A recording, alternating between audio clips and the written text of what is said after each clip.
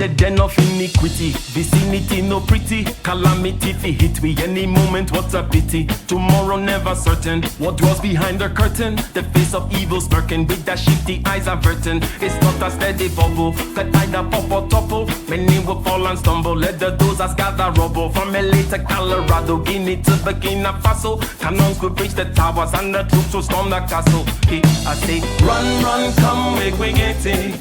Because the peace that is bestowed upon the meek is overrated. So run, run, come, make we get it. Calling all your daughters and your sons, we come forget it. I say, run, run, come, make we get it. Because the peace that is bestowed upon the meek is overrated. Lord, run, run, come, make we get it. Calling all your daughters and your sons, we come forget it. With the rubble steady rising, and hearts are compromising. Convictions here are stifling, making evil appetizing. The fists are steady forming, and countenance is falling. Defenses are withdrawing, possibilities are falling. In these your circumstances, evil will make advances. Pick up your sword and lances, and be sure to take your stances. Victory is never promised, the battle is upon us. Gather the brave and honest, and the righteous in your corners. Lead attorney here. Hope you guys are doing great. And I have a show for you. Now, we have a lot of new subscribers. Some of you guys really might not know who I am. First of all, thank you for coming aboard. I really appreciate it. I am an attorney here in Atlanta, Georgia. I've been practicing for about 20 years. And so this is the information that I give on my channel. Try to give you guys the legal perspective of what's really going on. You know, we can kind of live in a matrix where you think it's one thing, but because of how the laws are fashioned, you'll find out very quickly that really the laws make it so that our reality is another thing completely. So what I'm trying to do is give you guys kind of a background perspective of some of the experiences that I've had over these 20 years here in the trenches. Now, to all my new people, yes, we're still going to do the celebrity stuff. All right. So you don't have to worry about that. But this particular conversation is not going to be one of those. Right. We're not going to talk a lot about celebrities. We might get into it a little bit, but this is going to be more about personal growth, more about business. We have here the amazing Ike Ogiamian, and he is going to talk about a lot of things. I've been wanting to have him on my platform for a long time. He knows everything. This man knows absolutely everything about business and personal growth, and I love to hear him talk. So for me to have him on my channel, it's a huge for me. Prior to this, we had El Guapo. El Guapo came on and he killed it. This is a black man, super successful. He was in the military and the Air Force driving or flying, I guess, F-16s, and then teaching other men to fly F-16s. So you have that leadership there. You have that manhood. And then before him, we had Pocket Watching with JT. We had JT on here, a public accountant and also a certified financial planner, so that we can kind of get our money in order. So we're definitely going to keep doing the celebrity stuff, but we're also going to do some deep stuff that's not so superficial, if I can call it that. So again, thank you to all the new subscribers. I really appreciate you coming. What we generally do here is, me and Ike are going to talk for a while. If you have questions or anything you want to participate, you can join in the chats. And then maybe about after an hour, if you want to come up, if you want to have a panel, and I'm going to open up the panel. If you want to come up and ask your questions, you certainly can. I don't know how long I have Ike for. We usually go for a while. So if Ike says around the 45-minute mark or the hour mark, listen, I have to bow out, then I'm going to leave that in his hands. We did a stream recently where we went 7.5 hours, right? So they hold me hostage here, Ike, but do not think you are a hostage yourself. You can leave at any time, but after an hour, maybe 45 minutes, I might start taking some questions, allowing people actually in on the chat. So opening up the panel, and you guys can come on and ask me or Ike anything that you would like. So I am very, very excited. Very, very excited about this. Let me just say, for tomorrow, we are actually having Bernard Riley on. Bernard is a YouTuber as well as Ike, please go check out Ike's channel. I've listed it in the description box. Go over there, subscribe. He has a lot of great content. So, but we're also going to have Bernard Riley on as well tomorrow. He is going to talk about fighting for custody of his kids. That is something that a lot of men are interested in. A lot of people don't know what the system actually looks like. And Bernard fought for years for his kids. And so he has a lot of wisdom from a non-attorney about what that environment actually looks like. All right. So I am going to introduce here formally to the show. I'm going to welcome him, Ike, on. Thank you so much, Ike, for coming. Why don't you tell the people a little bit about yourself and kind of again talk about your YouTube channel and kind of what your focus is. Well, first of all, thank you. It is my honor, my pleasure to be here on this channel, right? I think you're doing a kick-ass job. I'm watching from the clouds, as they say. Well, my name is Ike. Professionally, I'm an engineer, but also a musician and a little bit of an artist and certain other things, right? Now, I have a YouTube channel, though. Since you're on YouTube, that may be a salient point, right? Yeah. I have a YouTube channel that is about being better and doing better, right? Where information is given in a simple, measurable, actionable, and intuitive way. So what's being better and doing better? In the realms of business and building, in the realm of personal improvement, which involves many things, one of which is mastery of subjective consciousness, which is meditation, being able to understand your user interface, if you will. And then above that, in that same realm of personal mastery, you have things such as being more efficient, being able to hack the system so you get the outcomes that you want. Okay. Now, in other words, practical, measurable, intuitive advice for being better and doing better in all realms of life. And over there too, we have conversations about whatever comes to mind. Like I'm a student. Okay. One of the main things about me descriptively is I'm a student / teacher type, right? So I'm curious about just about everything. Okay. So we want to talk Plato, Aristotle, Socrates, not just those three, but Kant too, and Schopenhauer and Nietzsche, or whatever it may be, current affairs, whatever it may be, and how all these things tie together. History, philosophy, mythology, it doesn't really matter. But at the end of the day, there's always something measurable, actionable, and simple that you can get out of it. Something that you can do tomorrow, something you don't have to doubt or ask about. It's like, if you do this, you will get that. That's simple. So that in a nutshell is what I am. Again, engineer, professional engineer by trade, amongst other things, that keeps me busy. But in addition to that, I have this particular YouTube channel. I also have another YouTube channel called Prometheus Engineering, but it's mainly for engineering topics, egghead type stuff. Perfect. Yeah. Whenever I hear the word engineering, I always think of math. Like most people don't know that there are no attorneys out there who are good at math. I think Michelle Obama was famous for pointing that out to the nation. It's kind of one of our best kept secrets that attorneys are terrible at math. So any type of the STEM areas, while I find them fascinating, I can only go to a certain point before math starts to get introduced, and then I'm out. But the theories and the concepts are awesome. That's the thing that was it's interesting what you just said, right? It's interesting what you just said. And I can't help myself but comment on certain things and go on. No, please, yes. Because I noticed, right, just from watching your channel, and also when we came and had a conversation, there is you're a very logical thinker, right? Mm-hmm. Where very step by step, very clean. You keep it very precise that way, and that is an important thing for doing for running any kind of system, if you will. Okay, yes. It doesn't have to be the legal system. It could be a computer system or a system of forces and loads and stresses on the bridge, for example, right? Now, the problem, me, for example, I'm actually not that kind of person. I'm more of on the creative, intuitive side of things, okay? Where my thinking tends to go off in leaps, not very sequential, right? Mm-hmm. So on and so forth. But still, I can grasp a system and implement solve for a particular outcome, if you will. I say all that to say this: math was never my strong suit until I found my way of doing math, right?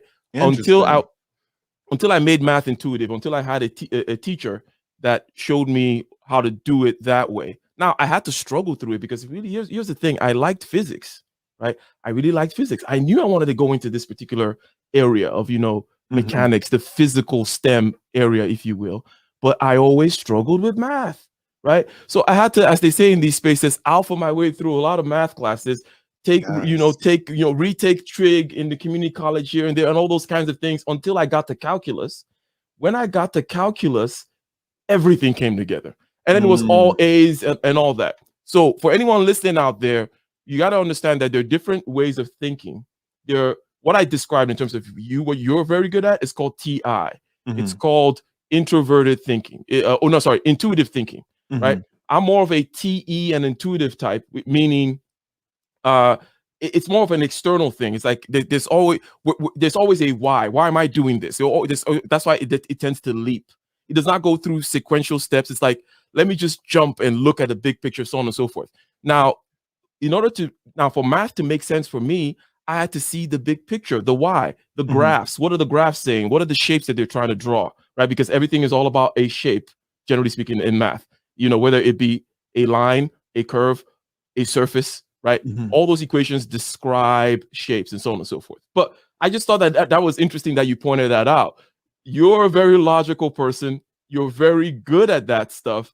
And if you found your way to play the math game, it would not be a problem at all. Yeah, I don't know. I find it, especially in the field of economics. I'm very interested in economics, but economics is another one of those fields where if you really want to get into it, formulas are going to start to come up, graphs are going to start to come up, and then you lose me.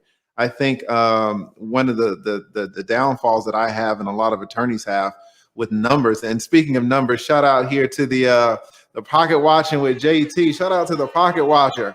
He is all about numbers, guys. If you need someone to handle your numbers like I do, I had to, again, this is my very first interview. I was so happy to have him on, and it went extremely well, and he dropped a lot of knowledge. And I actually kind of kidnapped him after our conversation to ask him some questions myself, because I don't know anything about. The second I see some numbers, I'm out, right? And so shout out to Pocket Watching. Y'all go over there and subscribe to his channel. He's excellent.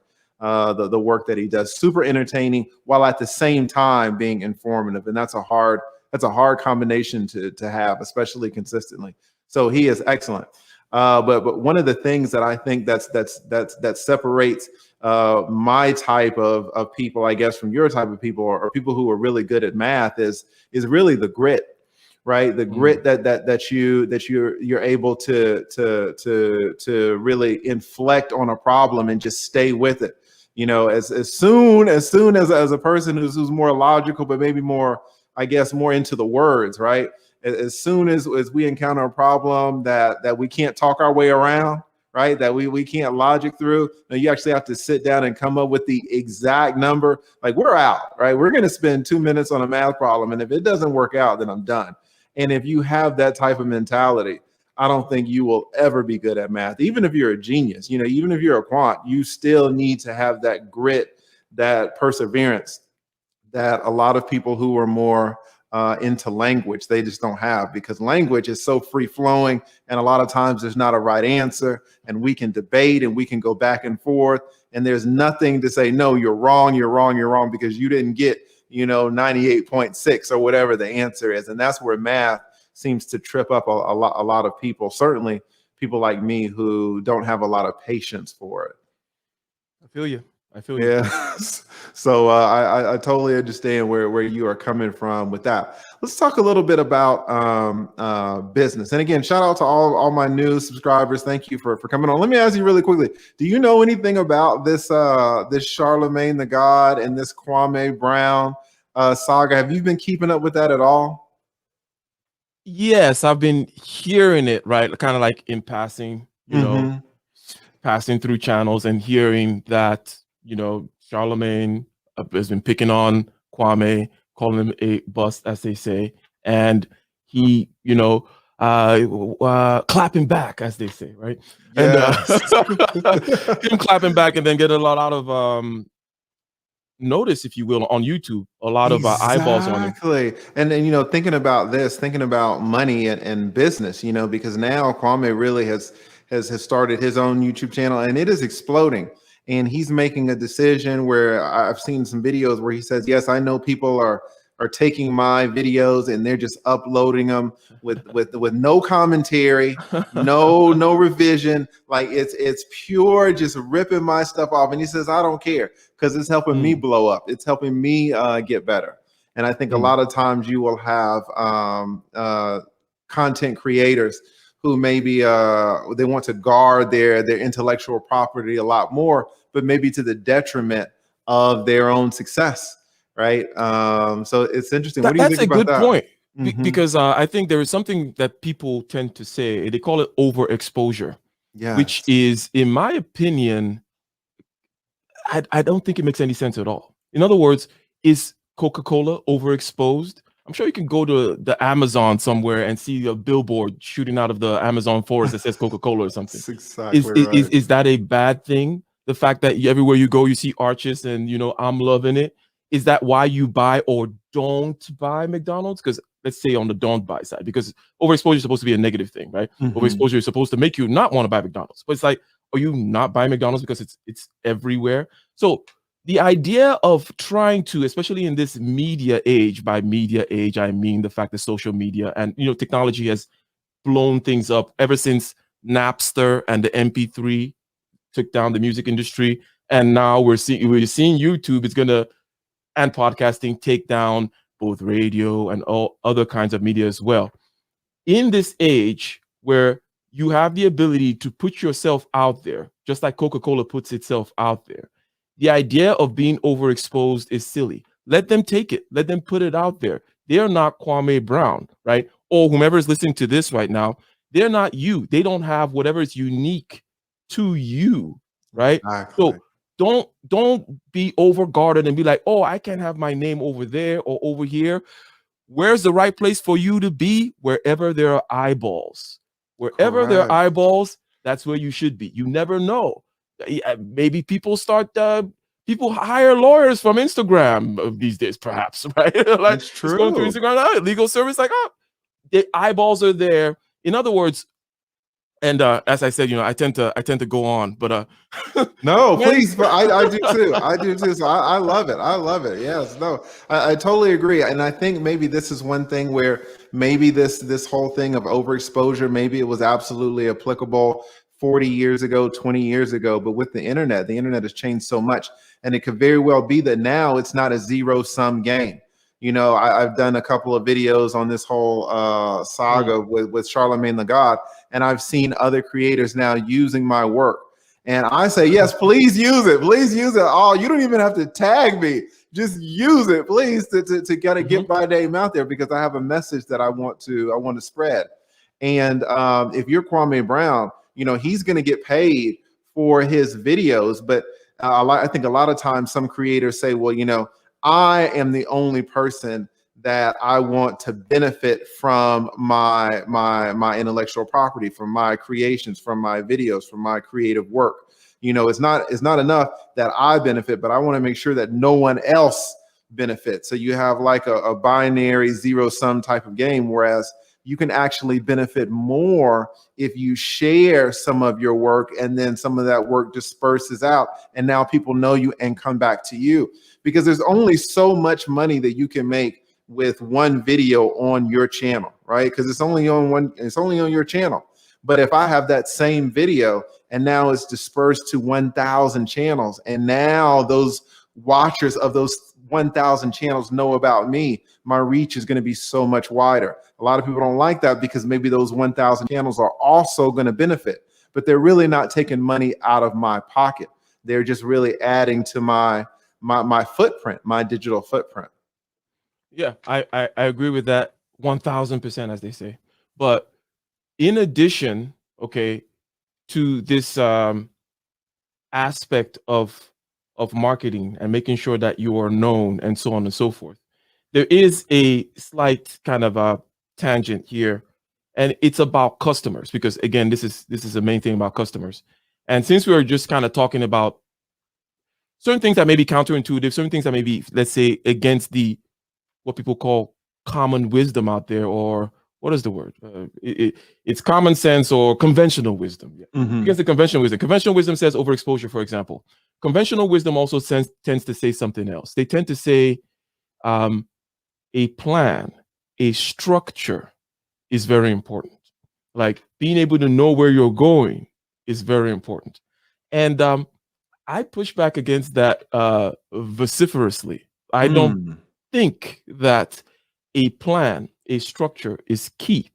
I think that the capacity to make moves, the ability to make moves, the habit of making moves, of problem solving, of just going there, getting your hands dirty, just attacking the chaos every time Yes. is the main thing, not a plan. If you look at Airbnb, Airbnb was started by a guy, I forget his name now, it escapes me, but he was trying to be an entrepreneur. But and as a result of him trying many different things and failing at some and so on and so forth, he had begun to inculcate this habit of let's solve problems. Mhm. So he was at a conference where there was a problem. What was the problem? Conference attendees did not have a place to stay because I forgot what city it was. Let's say Ohio or whatever. All the hotels were taken up, right?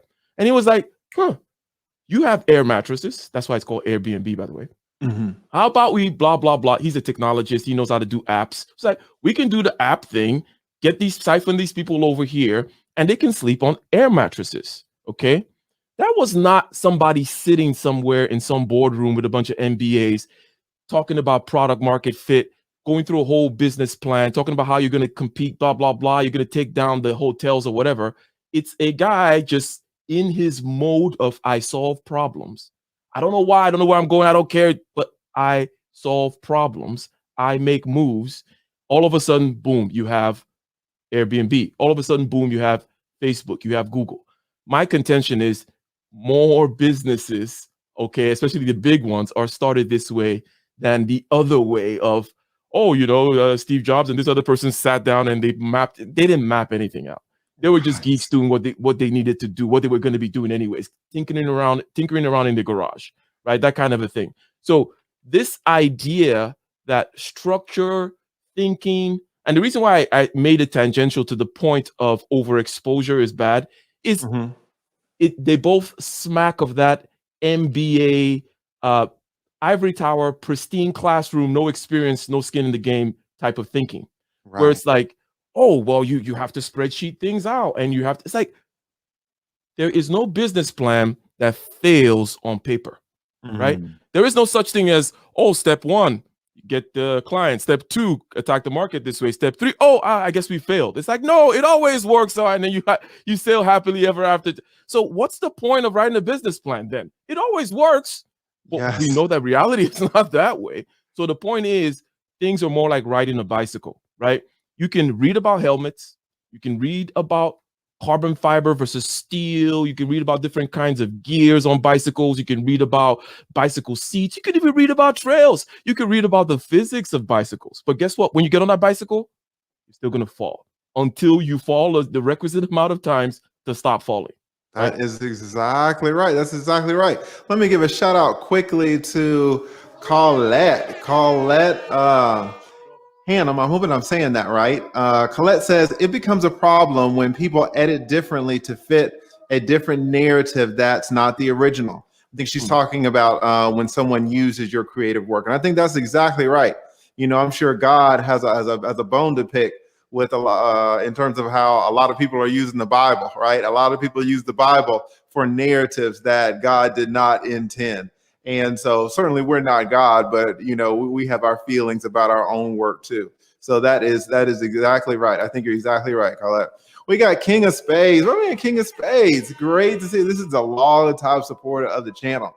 Thank you so much, King of Spades. What does King of Spades say? He says, hey, lead attorney, I'm multitasking TV and selling with you and my RP gang. Excellent. I am still hanging in there with you, my guy. Perfect. Big ups to the group and the star guests. Fantastic. Fantastic. Yes, yes, yes.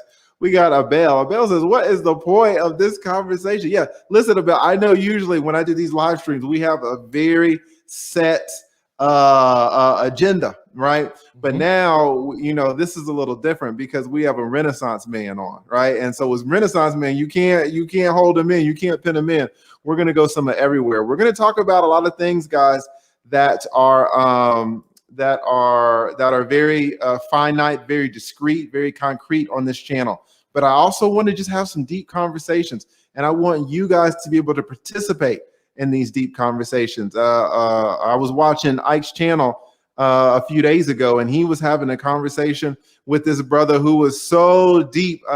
Jay Ibrahim, is that how you say his name? Yeah, Jay Ibrahim. Jay Ibrahim, yes. And I felt so bad. I felt so starved for male intellectual conversation. I got Dr. Thunder. I said, hey, man, listen, Ike, please invite me and Dr. Thunder on. Let us crash your party so we can have a conversation, just 4 Black men speaking about deep things, right? And that's a great break to have, especially on YouTube, when, you know, everybody's talking about Charlemagne and Dave Kwabe. And I'm the main one. Guys, you guys are going to hate me because tomorrow, guess what? It's another damn Charlemagne video coming out, all right? Because YouTube is loving it. YouTube is loving it. But I don't want to get drunk off that, right? I understand we got stuff that we need to do for the algorithm, but I also want you guys to be exposed to some deeper things as well. I really, really do. Now, picking up where you left off, Ike, talking about how maybe a plan shouldn't be the number one goal, and maybe it's not even really necessary. I totally agree. The example that really taught me this the most, and it really shocked a lot of people in the chess community. I play chess, and a few years ago there was Google invented a program called AlphaZero. Right now, what you guys have to know, you guys know the game of chess, right? And what you have to know is 2 things, right? Humans were very good at chess for a long time, but then in the late 90s, there was a computer program that came up and it beat the humans. All right, it was a huge thing. It was a huge thing. After that, a human never won. A human never won. The computers took off, and it got to the point now where computers are so strong that really a lot of humans are just trying to mimic what the computers do without even understanding. We don't even know what the computers are thinking anymore. That's how advanced they were.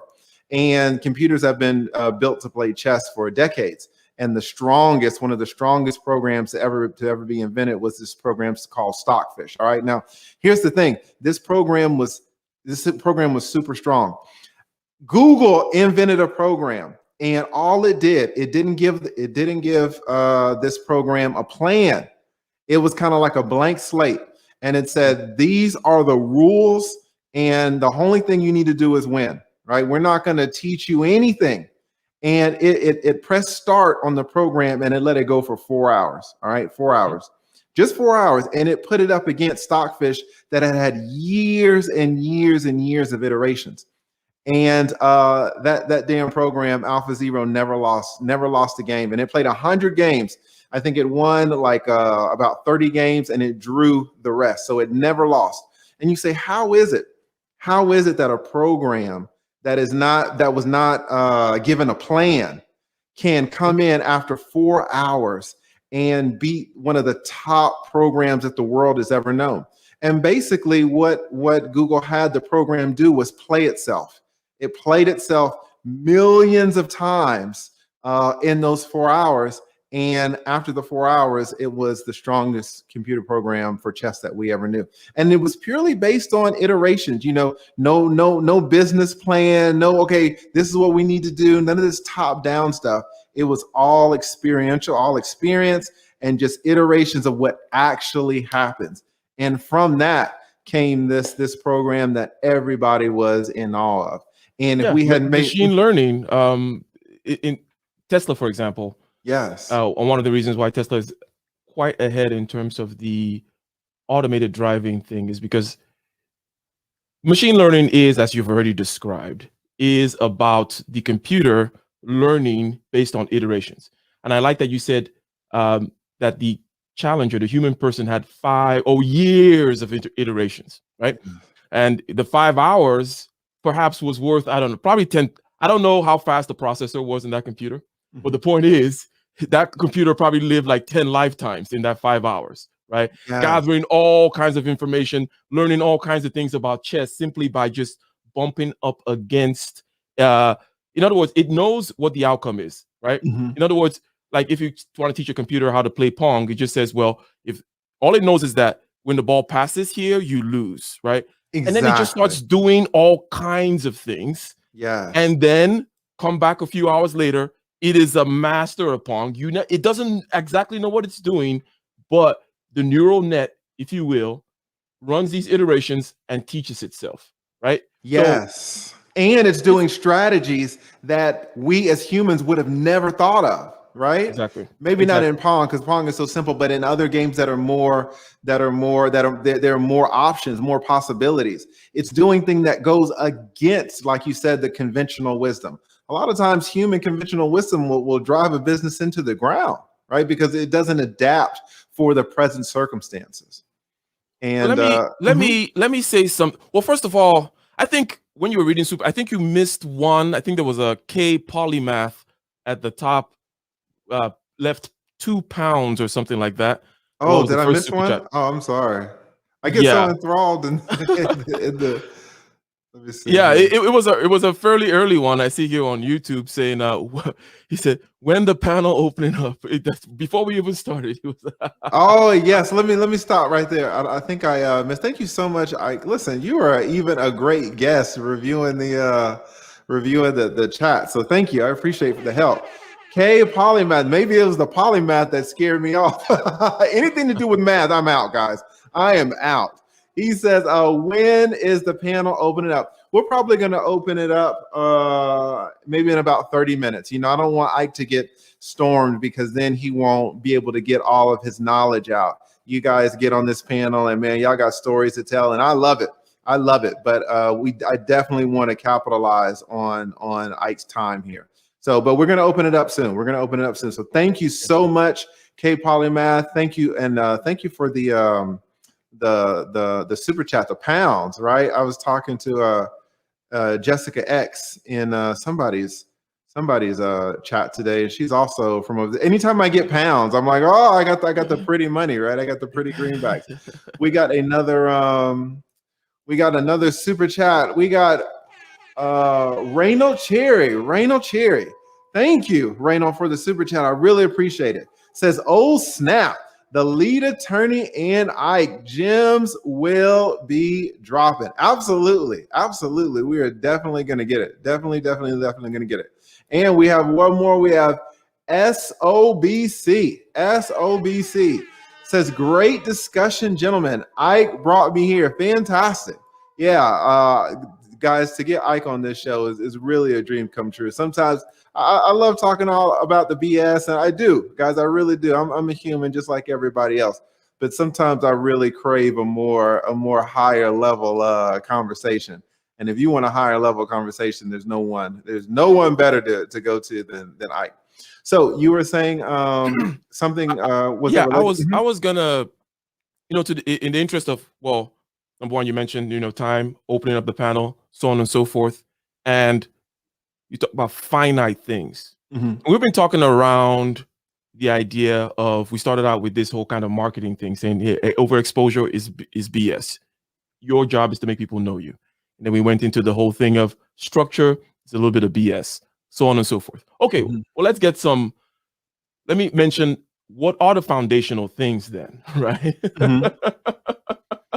Well, What are the yeah. foundational things? Yeah. What are that's a great Yeah. question. What are some of the foundational things that you think of in business, for example? Because a lot of this is being challenged, like you said, by the Airbnbs, by the Ubers, by the Door Dashes. What are some conventional things that still hold? So I like to go meta, foundational to the base, and I would just say that the foundational thing is that life is a use it or lose it proposition. Mhm. Okay.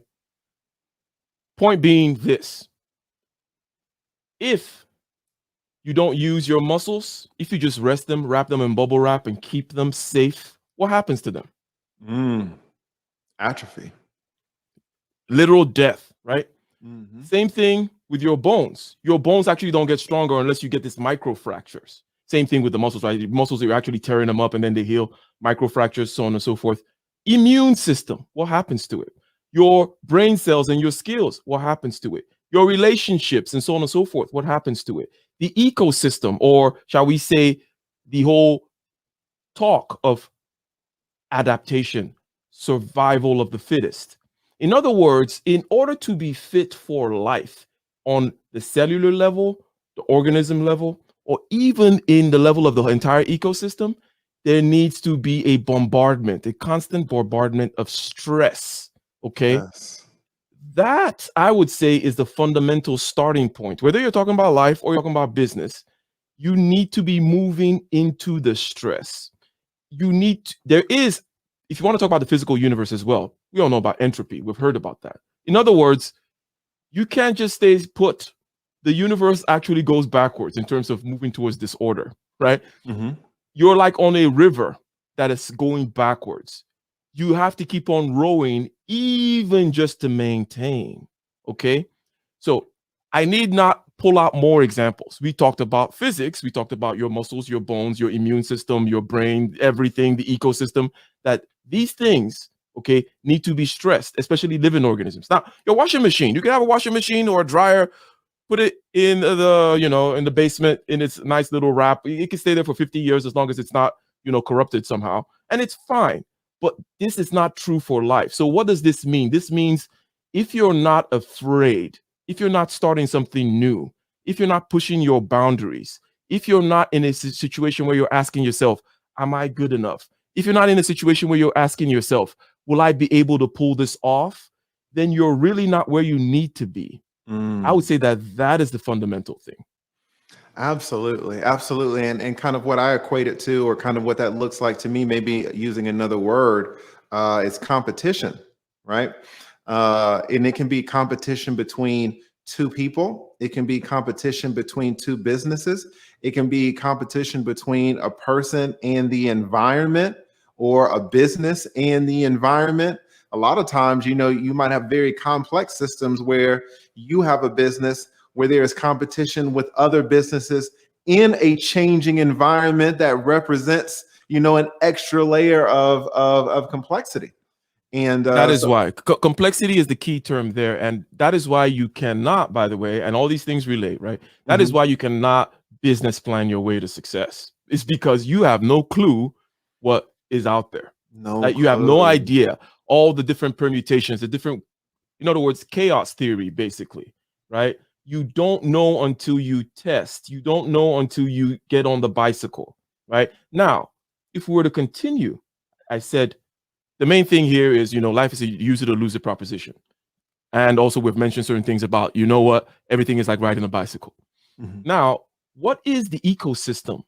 What is that thing which gives you feedback in the marketplace? You mentioned competition. Now, I would say this, the customer is the most important thing. So if you were to juxtapose customer versus structure, because I said structure and plan and all that kind of stuff is BS. And this, it goes with anything in your life that you're trying to do. You need to find somebody to do it for, because that person will give you product market fit. That person will tell you that, this food delivery service that you have, and I know you thought it was all about your tiramisu, but we don't care about tiramisu here. We just like your fries. You never thought that the fries were going to be the thing that won. You never thought that this particular feature of your app was going to be the thing that won. You thought, oh, they're going to be so wowed by feature number 5. Nobody uses feature number 5. Nobody likes your tiramisu. Exactly. So sitting in your garage, thinking about the perfect tiramisu delivery thing, the perfect app for this mythical client, is literally like being an organism with no ecosystem, which there's no such, doesn't exist, like some kind of organism in a vacuum. It's like, no, the organism is in and of itself a creature environment combination, right? What is an ant in space? It's like, what does it mean to have legs in space, right? The point is this: you need to go out there and get a client, not only because, one, they give you product market fit, but number 2, they actually hold you accountable. Because a lot of people, a lot of times, what tends to happen when people start businesses, and the reason why they don't go as far as they could, it's usually because they drop it too soon. And the reason they drop it too soon is because they don't have somebody holding their feet to the fire. But if you were a food delivery, you know, you're doing whatever it is, you're sending fries to your aunts or whatever it may be, you make this African black soap for your cousins or your church, whatever it may be. In other words, that customer, they will make sure that next week you up your game. And when you make let's say you make a video game and, you know, an app, and you say, oh, there's going to be a version 2.0. If you have one person, even if it's your niece from Dallas that plays that game, he is one person now that's pulling you, saying, hey, where is version 2.0? Because what tends to happen is people just put that version 1 and they're just no customers. They play it themselves and then they drop it. They don't continue with the soap business. They don't continue with or they don't go further with their skills. If you have a skill, electrician, for example, I say immediately go get a certification to start doing it independently for somebody else. Because not only will, again, that product market fit and that reality, that ecosystem with which you're bumping against to make sure that everything, so you are fit, so that you are honed, right? But also it is literally a star to hitch your wagon to, because customers will make you do things that you will never, you know, do on your own, because now you're responsible and they hold you accountable. That is exactly right. That is exactly right. Let me go to the comments for a second. We got a Bell coming back. He says, okay, let's flow with it then. Is this philosophy question? Can computers be the next attorneys? Can computers be the next attorneys? Listen, if there was a way, look, I really don't think, especially with my, you know, I'm a little bit interested in AI. It can only go so far. You know, I only understand so much, guys. I was an English major, all right, in college, and then I went to law school. So my training on some of these STEM areas is extremely limited. I'm not competent really in any of them, but I'm interested, right? So a pure interest is going to get you a little bit of the ways, right? And I'm totally convinced on the power of AI. We actually, all attorneys now use computers, of course, just like everybody else.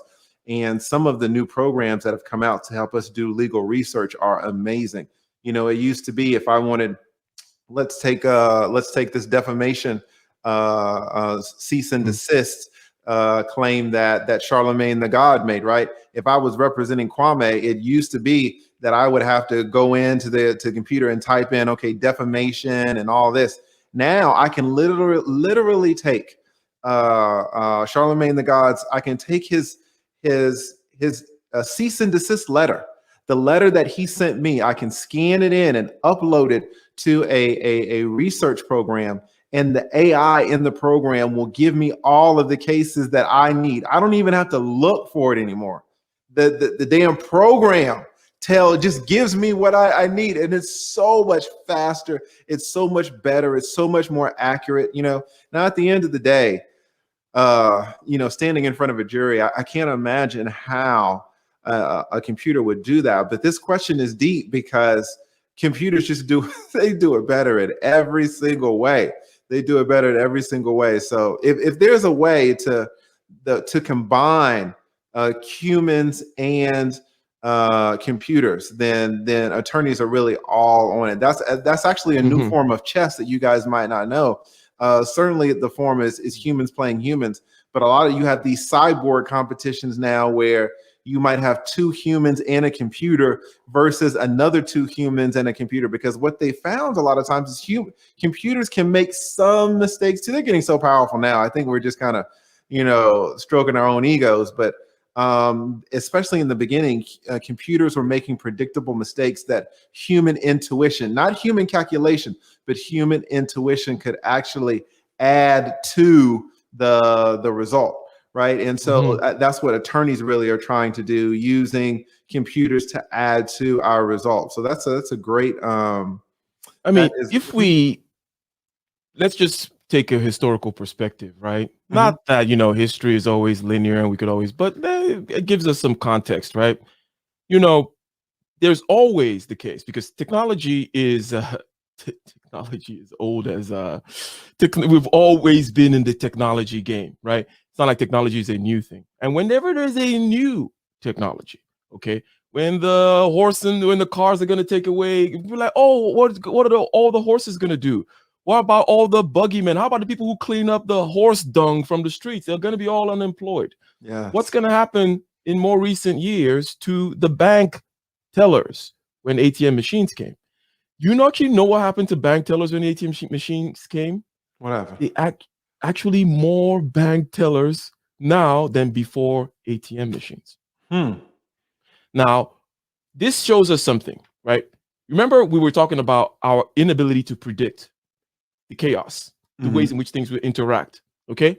It turns out that more ATMs led to the banks led to more people interacting with banks in more ways, such that they could open more branches and needed more tellers. Yeah. It was no one really saw that. Because we tend to think linearly. More ATM machines. What is an ATM machine? Automatic teller machine. Okay, well, that means we don't need a teller anymore. But you never quite see the second order effects that could come through. So, but one, and I think the line that you took here of the human/computer interface is a key one in seeing that, okay, the computer is going to make my work more efficient, cheaper, so on and so forth. But if you sit down, sir attorney, and think about all the things that you do and with the value that you bring, you may find that all the things that the computer is now doing for you are things whereby you wanted to get rid of those anyways. It's like, that's not where you bring your value. That's not why you are the top-notch attorney or top-notch engineer or whatever. It's like, those things are just hurdles on the road, right? So, and never underestimate humans' ability to form new games is really what I'm saying. We will find a new game to play. We will elevate the level. We will create another arena, because people always think, oh, well, we're going to keep on doing what we're doing now. And there are going to be these means and methods, technology-wise, that are going to strip out employment from these people who are doing these things right now. But we'll find another layer of complexity, another layer of another game to play. And a lot of times people go into, well, everyone's going to become an artist now. I said, we're far from the point where all problems in the world are solved, such that now the only thing left to do is to sit back and paint and drink bourbon or something. It's like, Exactly. I think that there are many more games, many more problems to be solved, many more ways of increasing human well-being that depend on us after we outsource some of the labor, if you will, to the computer. But anyway, just a thought on that to bring in the historical perspective. No, I totally agree. And thank you so much for that. Let me shout out Beautiful Lies with the $20 super chat. Bomb in the stream. Bomb in the stream. Thank you so much, Beautiful Lies.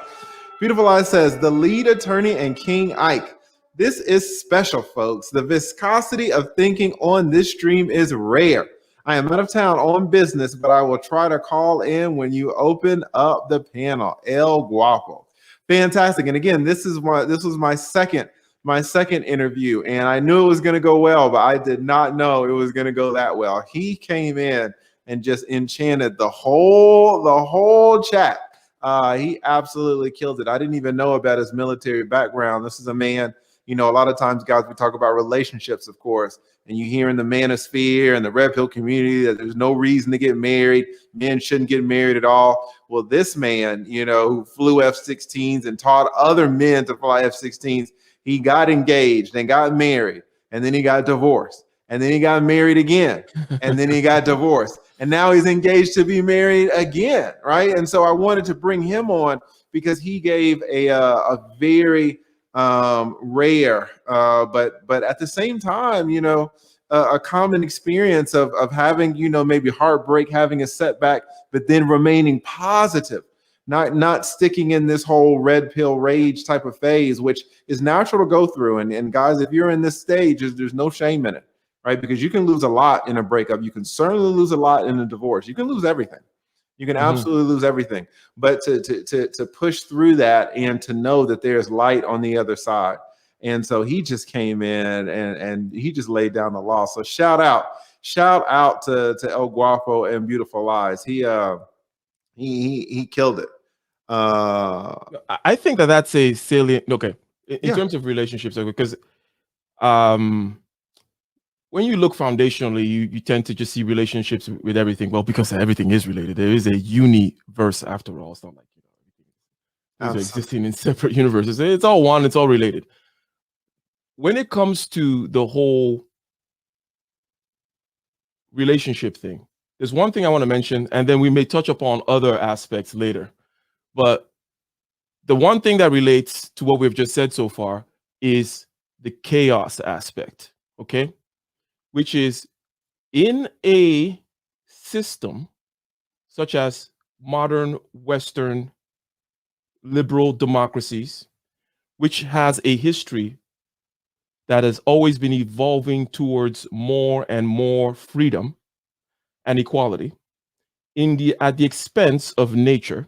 Not that we are unaware of the fact that you can't have all these, but it's like, okay, nature is harsh. Nature is there's scarcity, there's harshness, there's confinement in nature. To have a nature is to have a definition, and to have a definition is, I mean, you can't be X, Y, Z, A, B, so on and so forth, right? But the human spirit, if you will, has that need that we want to expand. We want to go beyond nature, right? So we use our technology and our political projects, such as they are, especially in the West, to push back on nature and create more space for freedom and so on and so forth. Now, if you open your two eyes and you look at that system correctly, you understand what has gone on there. In other words, the things that were closer to nature, let's say, a man needs a woman for these particular things, protection and provision, the lower end of Maslow's hierarchy of needs, if you will. And then there is a natural system that bonds them together because they need each other. And then a societal system that kind of gives homage, if you will, to nature, as opposed to these other things, freedom and equality. Then you can expect the chaos is a little bit in check, more so. But when things have progressed as a result of decisions that we made, and it's like, well, I'm putting myself now in these decisions have been getting made since, the 1500s and so on and so forth. We've been moving towards this quote unquote enlightenment, Western liberal democracy, so on and so forth, right? But when you have your two eyes open and you understand the nature of trade-offs, you cannot expect that you're going to push freedom and equality and not lose certain things on nature. In other words, you're going to create more chaos now in these things that we're bound together before by quote unquote nature.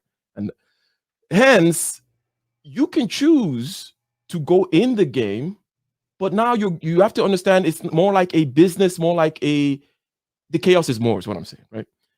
In other words, you may expect for one or two things to fail. You mentioned relationships failing, 1, 2, and now he's on his third engagement, right? Mm-hmm. In other words, this is the reality of the lay of the land right now. Okay, women no longer need men in the West. What do I mean by need? I mean they don't need them for an individual man in their house, right? For the lower hierarchy of needs, being food, clothing, shelter, protection, provision. You know what I mean? Because the men that do that, in other words, the men in the military, the men in the police force, the fire people, and so on and so forth, do the work, and the work is siphoned to the women via the means of the state, the organs of the state, if you will.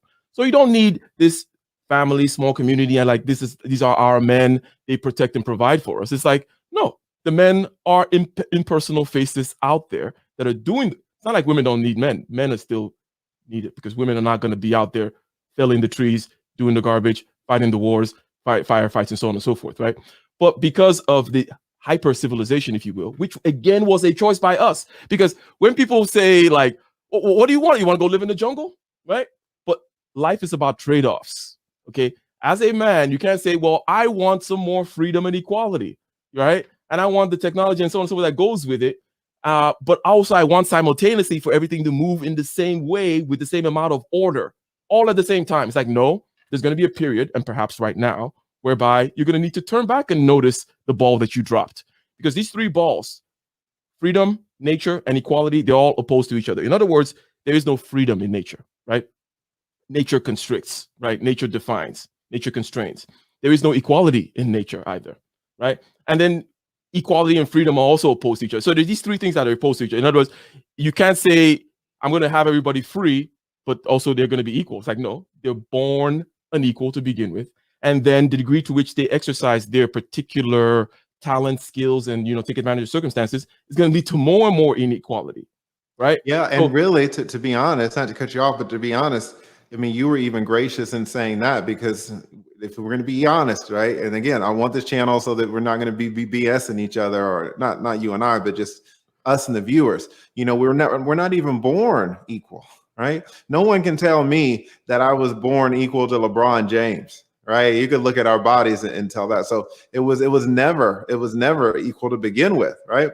And I totally agree that nature does not care about our concept of equality. We got Check and Yubu. Man, Check and Yubu has just been making all of these great comments today. Shout out to Check and Yubu. And one of the things Check and Yubu says is competition. Please elaborate, lead attorney.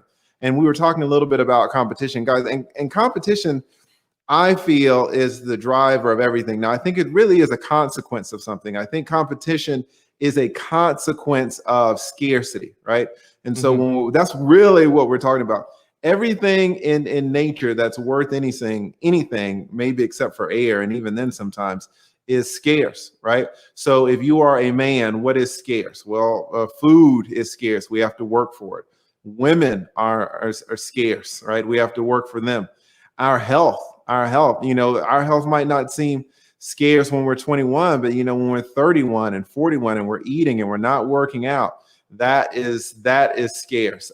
Anything that we really need is scarce, and that drive. Now, if something is scarce for me, then maybe I'm SOL or maybe I can find it. But if something is scarce for everyone in my community, that is going to create an emergent element of competition.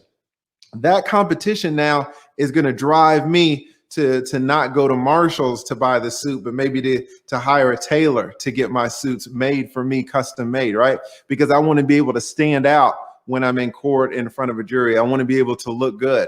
That competition is going to drive me maybe to go to college.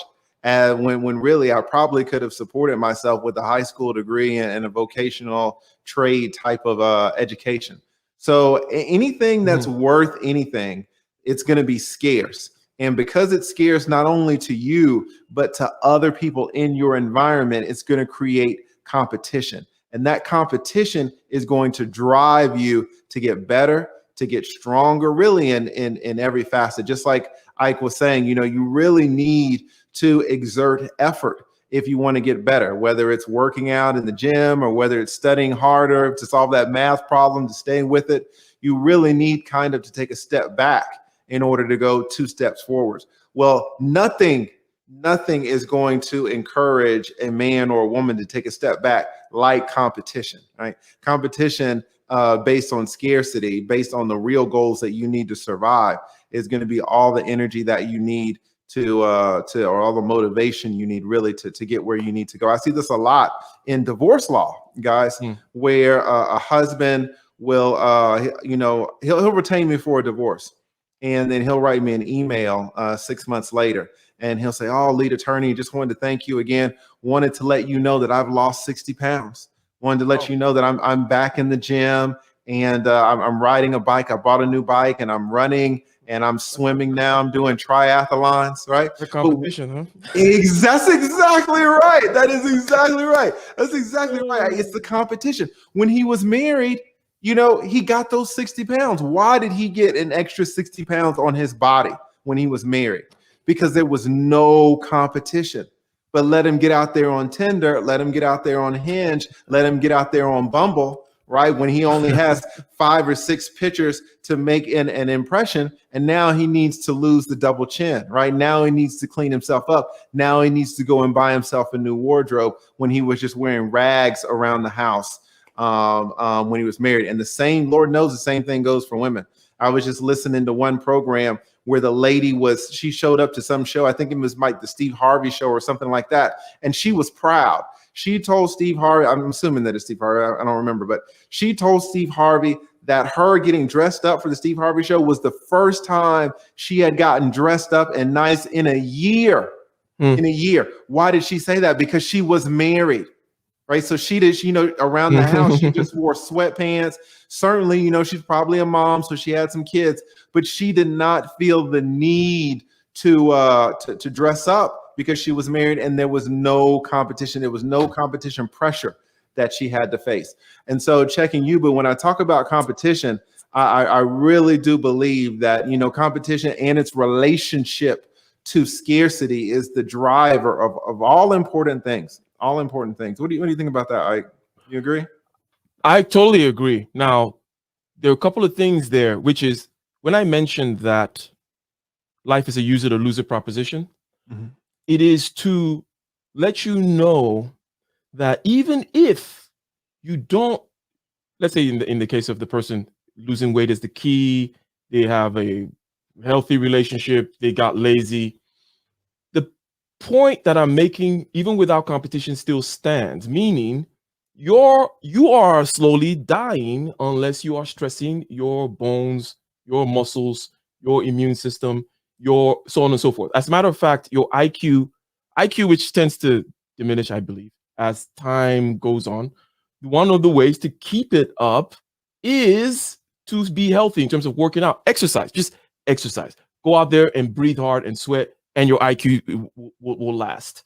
So the point is this: even beyond having to do it for extrinsic factors, which tend to be competition factors, or even trying to get in the goal for survival, I'm saying that, look, just that's why I say it's fundamental to everything. No matter how comfortable you are, you need to get up and start being uncomfortable. It is, I didn't make the rule up, right? I did not make this rule up.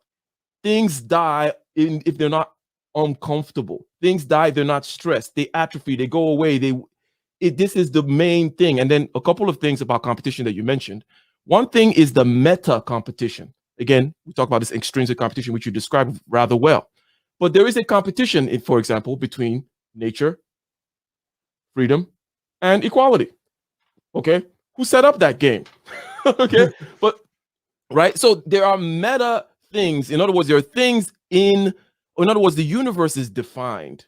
And you cannot, there are let me just trade-offs. jump in. Go ahead. When you say the competition between nature, freedom, and equality, can you talk about that a little bit more?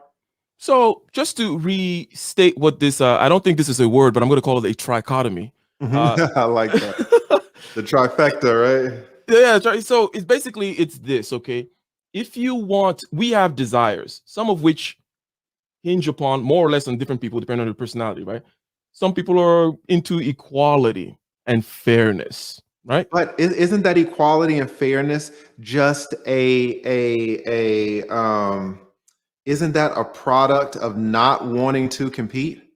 Right? Isn't that Yeah, so, said by people like you and me, but okay? I just want to make sure we're on the same page. Yeah. Because equality is just a function, it's just a part of scarcity and the competition.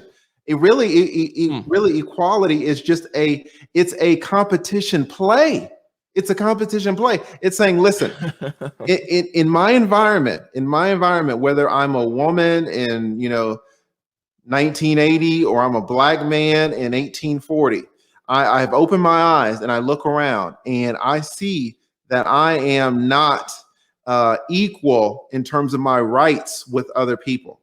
And so a play that I can do is say, hey guys, hey, let's just have equality. I'm not saying make me the king, right? I'm not saying make me the king, but let me just equal the playing field. That's what a lot of women were saying in the 1980s. Like, come on, guys, let's just equal the playing field so they can get up and they can get more of what they were lacking, more of what was scarce. But now it kind of seems that now that they're equal, they're saying now that we're equal, why aren't we queens? Right? Why aren't we queens? Why are we stopping? Game. That's exactly right. Well, it was long because they started at the bottom. Now they're here, right?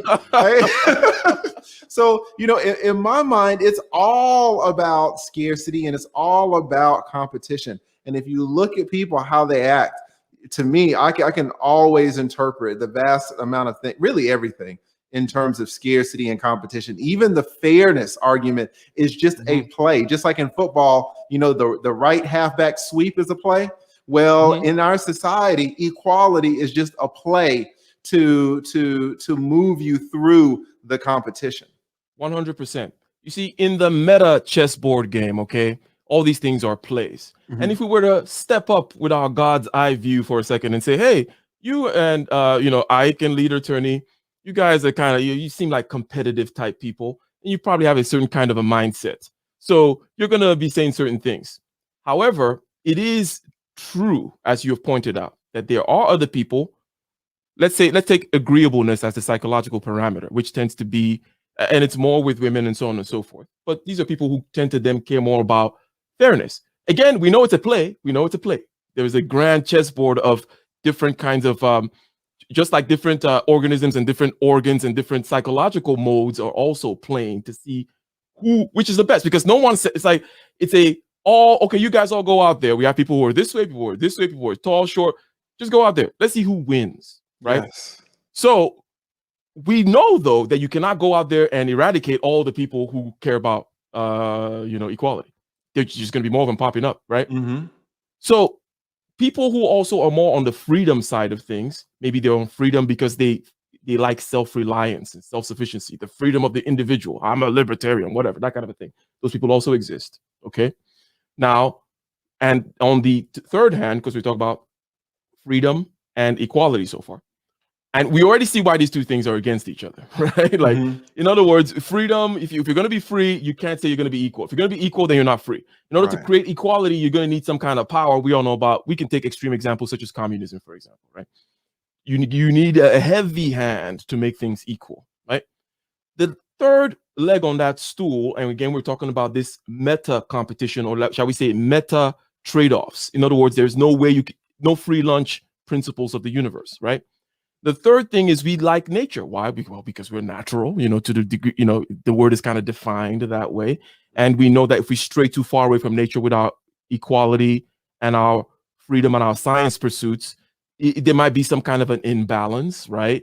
We go too far and we say, let everybody eat. Well, I know there's some, no, let me not use that one. But what are we eating? Things that, no, like, for example, I know it was pushed by, people who are, the sugar industry or whatever, right? You get what I'm saying, like, but we push certain things that we think, oh, this is great. We're gonna revolutionize food production, and then 20 years later, oh crap, that gave us cancer, right? We have to go back to more natural. So point is this: there are these things which we value. Okay, what I'm talking about is the meta competition of values. There are things which we value, three of which I just gave: equality, freedom, and nature. And you, as if now we're sitting up on here on our God level looking at the chessboard, we cannot act like babies and say, oh, I thought I was just going to get all this freedom and equality and not have something go whack with nature. Right. Not have nature hit us over the head, right? Not have, whether you want to call it hypergamy or whatever it is. In other words, those primordial things that drove us and around which we organized societies before, if you run too far away from them, things will happen. So that's the reason why I call it the meta competition. Another thing about meta competition is this: values compete. Whenever there's an end to pursue, and it goes to your point of scarcity, because not every hunter is a good hunter, because there is a good way of hunting, right? Even before, take away the hunter, the instantiation of a good hunter, and just think about the concept of hunting well, right? It has a shape, it has a structure, right? And then there's all the other 10,000 different ways of hunting, right? That compete for in this metaverse, if you will. Then the instantiation, the embodiment of that hunting well is going to come out, and he's going to be obviously getting the outcomes, right? Yes. So I wanted to just add to the fact that competition beyond the external competition, I'm competing for mates, I'm competing for resources, and so on and so forth. There is the competition for values, or the trade-off of values. There is that whenever there is an end to be pursued, there are better and worse ways of doing that. And there will be better and worse ways of people having those skills, and they will be in short supply, and so on and so forth. And in other words, in order for you to be one of those people, you're going to need to compete against the drives which push you against getting there. In other words, it may be laziness, right? Or whatever. In other words, even if you're not competing with anyone out there, you're competing with the setup of the universe in and of itself, these trade-offs, these balances, these things which, and you can't just push a magic button, And another thing, agree. on competition as well, because so we said that the main thing is to go out there and walk into the fear, go out there and walk into the uncertainty, into the stress, right? And then concepts such as scarcity and competition come up. And we're elaborating upon it, and so on and so forth. And then there's the question of, okay, well, with whom should I ideally compete? Now, this is a question of, in order to get outcomes that you want. In order to get the outcomes that you want, the best chances is don't compete with the Joneses. Okay. And you may be seeing where I'm going with here. Mm-hmm. Compete with yourself from the past, always. Now, that's if you want to get things done. Okay. I'm not, in other words, increase the chances of actually you sustaining in the pursuit. You cannot be, as the saying goes, comparing your chapter 5 with someone else's chapter 20, right? Those kinds of things. Sounds trivial, sounds trite, but they are very true. Go into the stress, go into the competition, go into the gym, go in and take that walk, go and, cut out that sugar or whatever it is. And rather than look at, oh my God, look at my neighbor lady that always wakes up at 4 a.m. and she runs. Don't look at her. Look at yourself from yesterday and say, hey, you know what? You had one less can of Coke yesterday. You had one more serving of vegetable each day every week last week. That's good job. You're actually starting to feel it. Yeah, you walked 30 minutes yesterday. You always constantly put yourself in the focal point there, compete with yourself from the past and give yourself the credit. Okay. So yeah, those are my thoughts on competition. Oh, I totally agree. Maybe with the last part, I might not agree so well with you competing against yourself. I totally think that is the healthiest way. The healthiest way to compete. I totally agree. I think a lot of high performers don't necessarily compete with themselves. You look at the David Goggins, you look at the Kobe Bryants, you look at the Michael Jordan. Michael Jordan was inventing enemies to hate so that he could so that would motivate him, right? Because you can reach a certain point where you're so good, you really need other high performers to do it for you. But especially when you're just starting out, if you compare yourself to a Michael Jordan and you're just not now learning to play basketball, you're never going to make it, right? You always have to look within 100%. yourself. And that's why I wanted to, so there are things. So I wanted to, and that's why I said, to get the best chances of getting the outcomes, right? Mm-hmm. Whenever you throw chances in there, you throw statistics in there, and you now want to give a average, advice and say, for everybody, compete against yourself. But yes, there's some crazy people out there, okay, that need, we need to look out there to compete against them. And you invent people, or you look, you open the Bible and like, who's this Moses guy? I can do better than him. Whatever, and also, not that, this is not a trivial point because I already mentioned that using the external world is a key thing. When did I mention that? I said get customers, right? Mm-hmm. And customers will help pull you.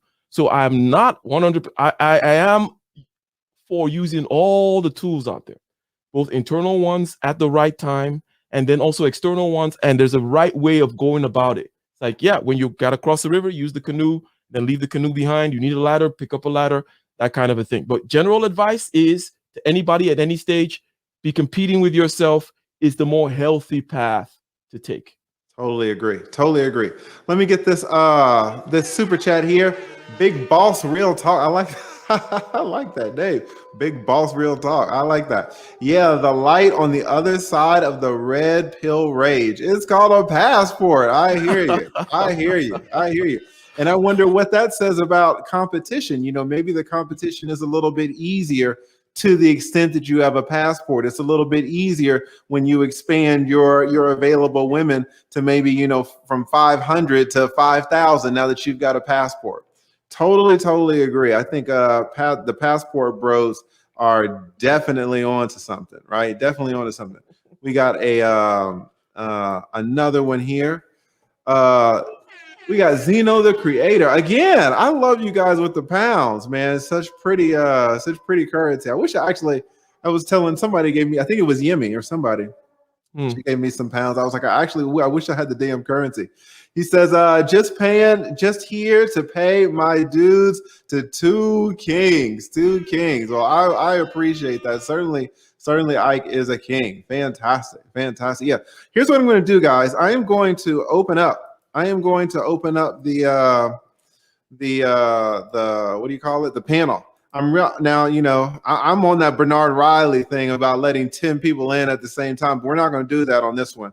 I might let one or two people in, but I'm one or two people in at a time, but I'm going to cycle through because I really want you guys to have the most exposure to Ike as you can. So I'm going to put it in the chat. I'm going to invite, people up one or two at a time. And if you got something to ask me, or you got something to ask Ike, or you just want to make a comment, come on up. Come on up. We're deep. So if you guys, I know maybe I know a lot of you guys are here for the celebrity stuff. And let me say this too. Shout out to the Steel Curtain. The Steel Curtain kind of pushed back when I was talking about, it's all light and superficial. The Steel Curtain is absolutely right that there are some very important lessons that are hidden in this whole Charlemagne the God, Kwame Brown. It touched on a lot of serious issues. So even though I was making light at them going back and forth because, at a surface level, it seems so trivial, but he's absolutely right that when you look deeper, there's some issues there. Yeah. There are absolutely some issues there. So he's exactly right. Moving towards maturity tends to have, there's a dimension about moving towards the maturity that involves getting out of that brooding, teenage idealism, whatever the hell it may be, in whichever way it may manifest itself, and move more and more into the world, right? So I find that the best philosophers, even because if you want to talk about trivial, then okay, on the other end you have philosophy, right? Some of the best philosophers are those whom can observe the most minute little things in terms of popular culture, right? Immediately tack it down to maybe something in human nature, right? That runs all the way from now to the pre-Socratic philosophers or something, and make a very important point about it and how it bears upon history and economy and the trading of the silk and the 18th, whatever it may be. These things about being able to observe the real world as opposed to hiding somewhere in your cave and being like, oh, those things out there are just, it's like, no. So as I mentioned before, I'm a student, right? And the things that I study do include popular culture because these are human beings, okay? And you can look at it trivially, or you can look at it with a lens, with a wide view, and be able to. But one thing about passports, because it's right there on competition, as you said. Yes. It is also a means for, shall we say, rectifying the market. So if you're like, okay, China is where I get all my socks from, okay? China is not acting right. Okay, and at this point, I guess you can see the analogy of who China is and who's saying they're not acting right? and then you're like, you know what? I'm going to Vietnam. China, I'm not telling you anything anymore, China. The ball is in your court now. As a matter of fact, it's fine. You do or not do whatever. I'm going to go to Vietnam. China is going to be forced to react one way or the other. So you get the point. Increasing competition in the market also helps in terms of you being able to perhaps coerce, perhaps influence the outcomes on the other side or on the supply side that you want. So if you think, oh, I can't get the kinds of women over here in the West, after all, the West is in the tip of the spear with regards to freedom, equality, and the modern political project and so on and so forth. And look, people are not geniuses, okay? I don't know if that's a news flash, but people are average. Okay? I mean, the average person is average. And for the average person to even understand the ways in which the landscape has changed, what I said about women not needing men, some people might like, oh, but we need, like, I'm not talking about your emotions here. I'm not saying that they don't want men. I'm talking about a real need, okay? People keep forgetting that we're animals. And we need visceral, and there are visceral things that actually keep us in check. And if those things are off, right, we need to find some other ways of arranging our souls and our lives and our communities such that things get back in balance. So whether you just have, the fluttering need because of self-esteem and so on and so forth for a man to give you, what's the word, validation, that's very different from needing a man for protection and provision, right? Well, let me just jump in and let me not necessarily play the devil's advocate, right? But push back a little bit on that, because I definitely see this on YouTube a lot, this narrative of women needing men. And do I think it's true? Absolutely, right? But I'll say this too, and this is the part that you never hear. A lot of times being a lawyer is just asking that extra question and just going one step further. Do you say, well, do women need men? And the answer is yes, right? Because who are the Navy SEALs, right? Who are the vast majority of the soldiers, the vast majority of the police officers, the vast majority of the firefighters, right? And they're men. Fair enough. But the extra question that not no one asked, but do men need men? Right? Men need men too. I need men, right? Mhm. If four burglars are trying to kick down my door, right, I might need someone to show up to help. So Mhm. if women need men and men also need men, then what's the fundamental point that we're making? The fundamental point that people well, my point though, because I know what you're saying when people go off on that. Um, yeah, you need men, you need men. Therefore, you should. It's like I think that that's a fool's errand. Hmm. My point is looking at the landscape. In other words, my point is not. I would argue is not a concept or a theory. It is empirical. I'm looking at the landscape and I'm saying that you have societies arranged in this way where the women stay over here, they nurture and forage and so on and so forth. The men are responsible for protection and provision, right? Hmm. And hence these people are now tied at the hip. And you have the infatuation phase and so on and so forth. Those things die away. It soon becomes either a business deal or something about the family, the continuation of the name, and so on and so forth. We see systems of intermarriage, either arranged marriage and things like that, that reflect that reality, reflect the relationship between men and women as kind of a business thing, right? We need. Okay. Now it's more on the I want, right? That is my point. This is not a value judgment. I guess, yeah, that's the thing. It's not a value judgment. It's a statement of empirical fact. And Hmm. if you look at that fact now, then it's like, okay, cool. The chess game has changed a little bit. Now, how do I play it? That's my point. And the reason why I mentioned, people are not, the point is people need to be forced to see this. This is, people don't think about systems in this way at all. They just want what they want. Right? It's like, but no, you're not living there anymore.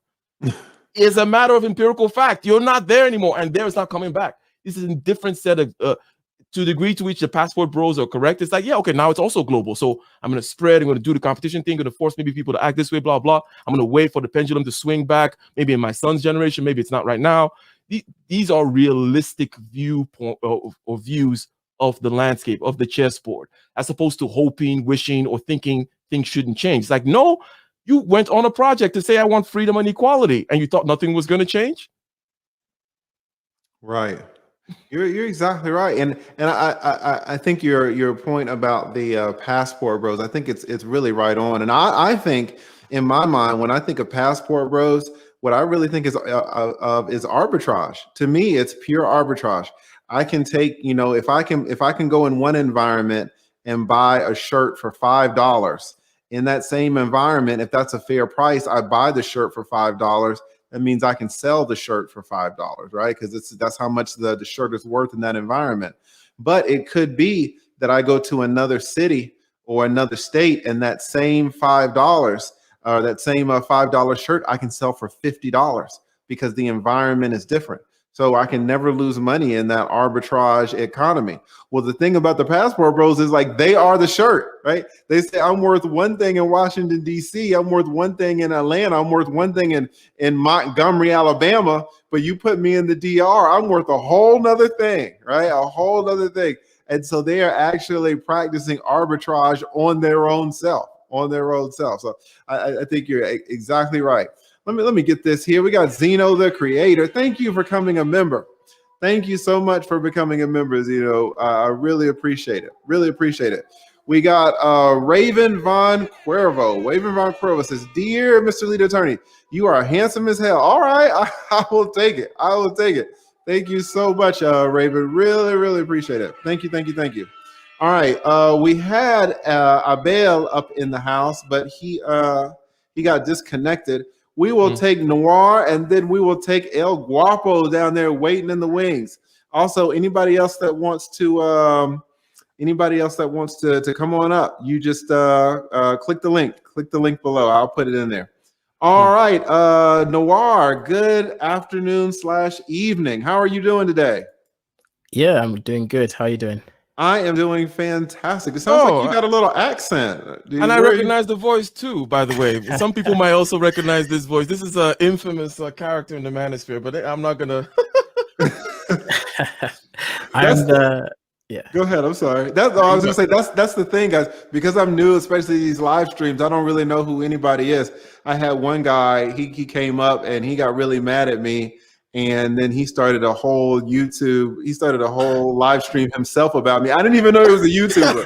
I have no idea who people are because I'm the baby on the block. So thank you so much, Noir. Are you a YouTuber as well?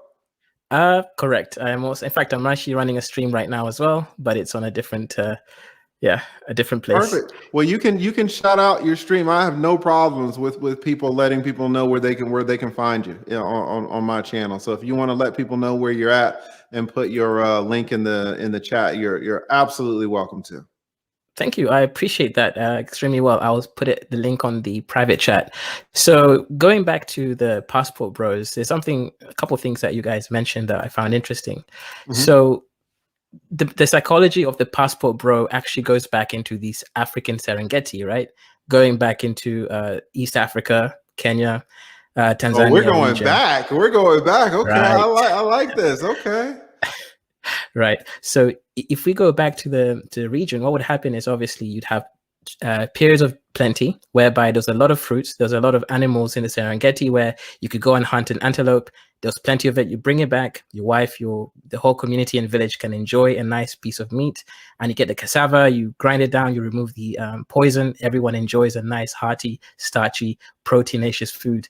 However, because obviously in this part of the world is made of dualistic rain sort of seasons, it's either hot or rainy.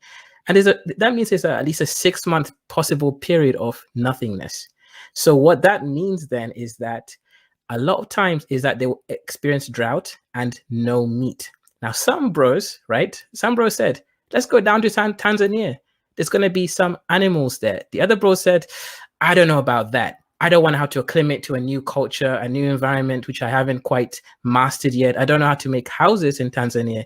I'd rather stay here in this part of South Ethiopia or Kenya where I know what I'm competing with. I know the animals here. I know their behavior. I know their habitats. I know the lay of the land, even if they're competing for 100 brothers to 2 antelopes.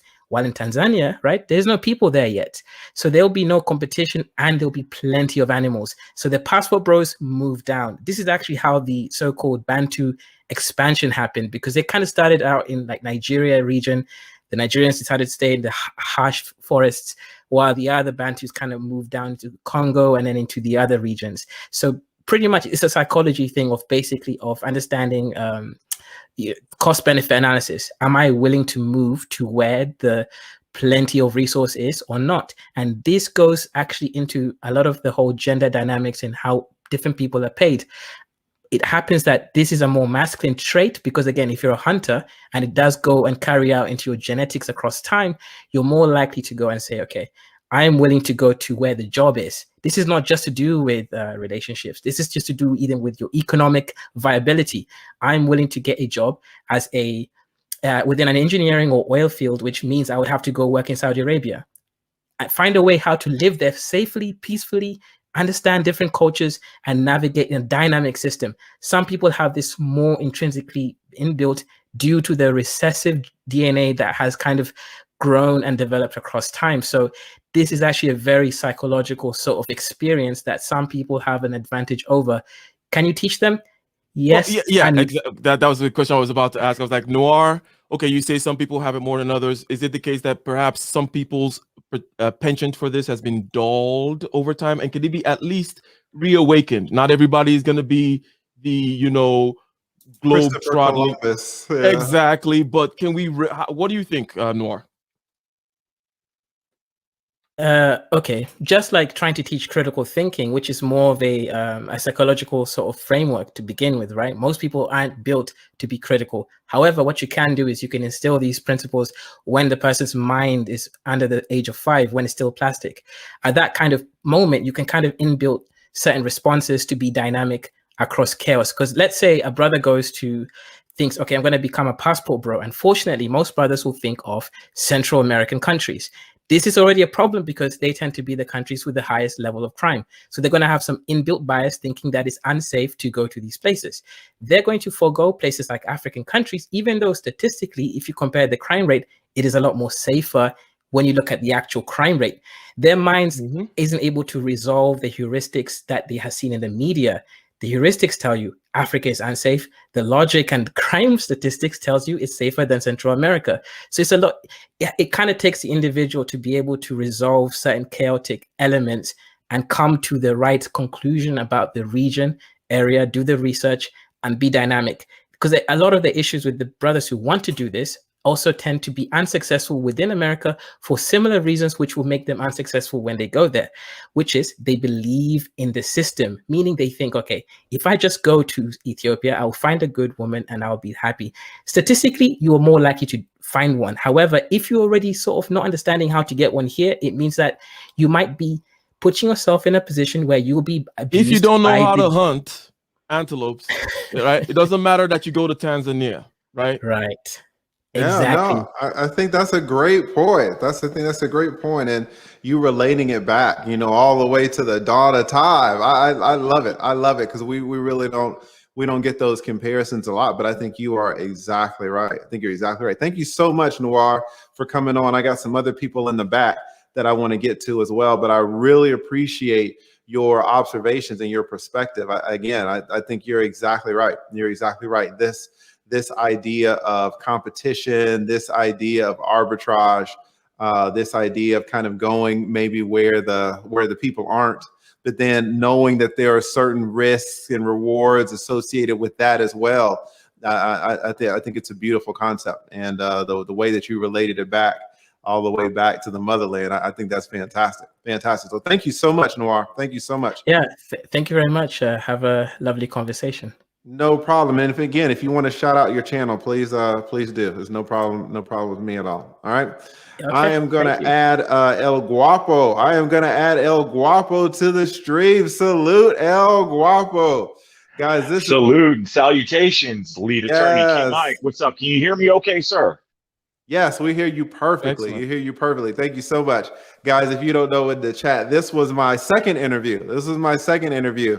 From El Guapo, and he absolutely lit the whole damn stream up. He did fantastic, way beyond my powers as a host, right? So he carried me. He carried the whole stream. So thank you so much for coming on, El Guapo. What do you think about this, about competition, about the passport bros, about really anything that you've heard of thus far? We're just kind of open right now. Perfect, man. Perfect. So I'll tell you from the very jump. Hey, Ike, I caught that trichotomy statement. That's real slick, my man. I like that. I caught it if nobody else did. Right. You got to stop talking over their heads, man. Right. But you're going to include it in your freestyle routine. Not a dichotomy, a trichotomy. A trichotomy. Like, okay. That's it. But listen, so competition is huge. And one of the things that I realize has been lost in recent generations is the idea of competition. But I talk about this a lot, that success leaves clues, okay? Mm-hmm. And success principles translate. So recently I was having a conversation about Darwinism and the Galapagos Islands. And there's a principle that there is a survival of the fittest, okay? There are people that are more fit to survive. There are animals and creatures. There are plants. Listen, it's not fair, but the tall trees grow taller and the ones that are in their shadow end up getting stunted, okay? Life is all about competition. And it's not just in the micro here and what we can perceive, but it's in the macro, the entire universe. So if you guys take a step back and you actually look at it, yeah, the competition is real. It's very real. And what do we normally talk about, lead attorney? We talk about relationships, and we talk about men that don't want to compete, and we talk about women that don't want to compete. Well, guess what? If you want to stay in the shadow, stay. And if you want to compete, you better grow. And I used to be one that, let me back up a little bit. So you talk about my background, and I've been thrusted into leadership, and I've learned a lot about leadership in life, okay? Mm-hmm. And the number one job of a leader is to take complex problems and break them down into bite-sized, digestible pieces for the masses, okay? So when it comes to growth, I'm one that hated hearing cliches growing up because I didn't understand them. But the reason that they're cliched, that it's common language, that they're statements that people say without thinking about them, is because leaders took them, broke them down into bite-sized pieces for the masses to digest. So you look at the simple 2-word term, growing pains. Ike, you talked about it. You talked about the small fractures. You talk about your muscle fibers tearing down and building back up. That is through pain. You have to, we talk about this in business and what I do in my world. You have to normalize the struggle. That has to be a part of your everyday life. And you got to do it. Now, I focus on the relationship side of stuff, but if you're not making yourself uncomfortable and putting yourself out there, you're never going to achieve what you want to achieve. And last thing, man, dude, it took me about 38, 39 years to figure out what you just said, which is the number one thing that you need to be in competition with is yourself. That is by far and away one of the best principles I've learned in life. Is that your former self, you said. I don't mean to misquote you, sir. So yeah, man, I'm with you guys. Listen, I sat in training all day today and came, I had a little food, and I was like, I didn't expect to get educated some more. But you put on my blazer and everything, man. What's going on? Yeah. Can you tell us a little bit about, because I have no military background. Can you tell us how maybe the relationship between military and competition, some of the things you saw in that environment? Yeah. So I went to the United States Air Force Academy. Okay. So at the time I went there, and this is no self-edification, it's just fact. Okay. It was the 5th highest ranked university in the nation. Okay. I think I mentioned before that it wasn't good enough just to have a GPA and extracurriculars. To even apply, you have to have a congressional nomination or higher. So you need a congressman, a senator, governor, vice president, president to nominate you to even apply to go to the school. So when you get there, you're amongst the best and the brightest in the country, arguably by far, because you have to have so much more than just book smarts. Then you get in there and then you get into leadership, and it's tiered into 4 different years. And the first thing that you have to learn as a leader is how to be an assertive follower. So, because if you can't follow somebody, you best believe you absolutely will be unable to lead. Okay. And this goes to lead attorney. You said that we're not all born equal. Very true. You know, yeah, LeBron, maybe, I don't know how tall he is. Was he 6'8", 6'9"? Yeah. Tall dude. But you're 6'3", right? Yeah. To the average guy, you're LeBron to them. You know what I mean? So you've got people that are further down the path that have walked through that minefield, right? And made it through effectively. And they're willing to come back and guide you back through. You better learn how to follow them. Yeah. All right.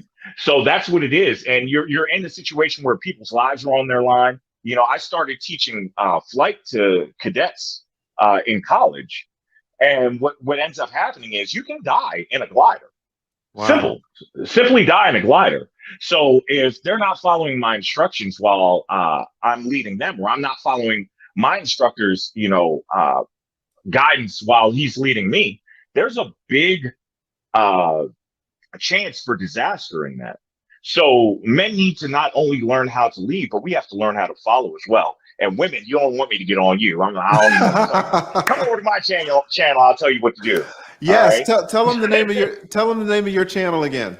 My channel is Beautiful Lies. And I don't even need to say anything. Gail, hey, sweetheart.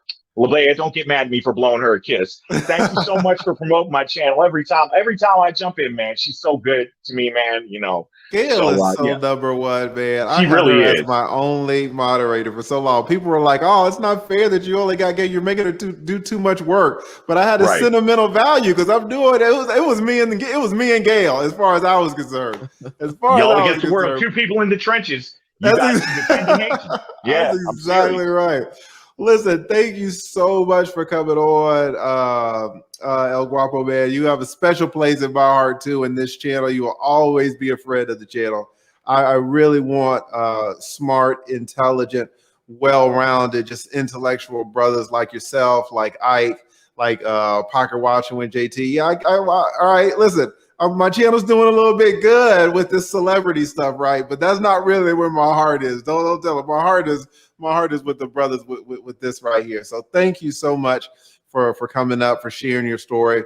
So many men do not reach the level of their potential, not because they can't, but just that they don't even know that potential is actually there. They don't even know it's a possibility. And so when you see men who are doing extra things, right, that are extraordinary in maybe certain ways. No one's perfect, but in our own certain ways, maybe we stand out. We are showing the young men that there are possibilities out there that they can absolutely reach towards. And for us sure. to walk and to be in so many walks of life, but really each one showing our own example. I think that's absolutely fantastic. So when you get up on here and start spitting the knowledge, you say things that, I could just never say. I've never been in the military and never led men like you have. So you are just giving another side of value that I'm unable to. So you are really helping me, and you're really helping my channel, and you're really helping most of all the viewers. So I really want to thank you for coming on.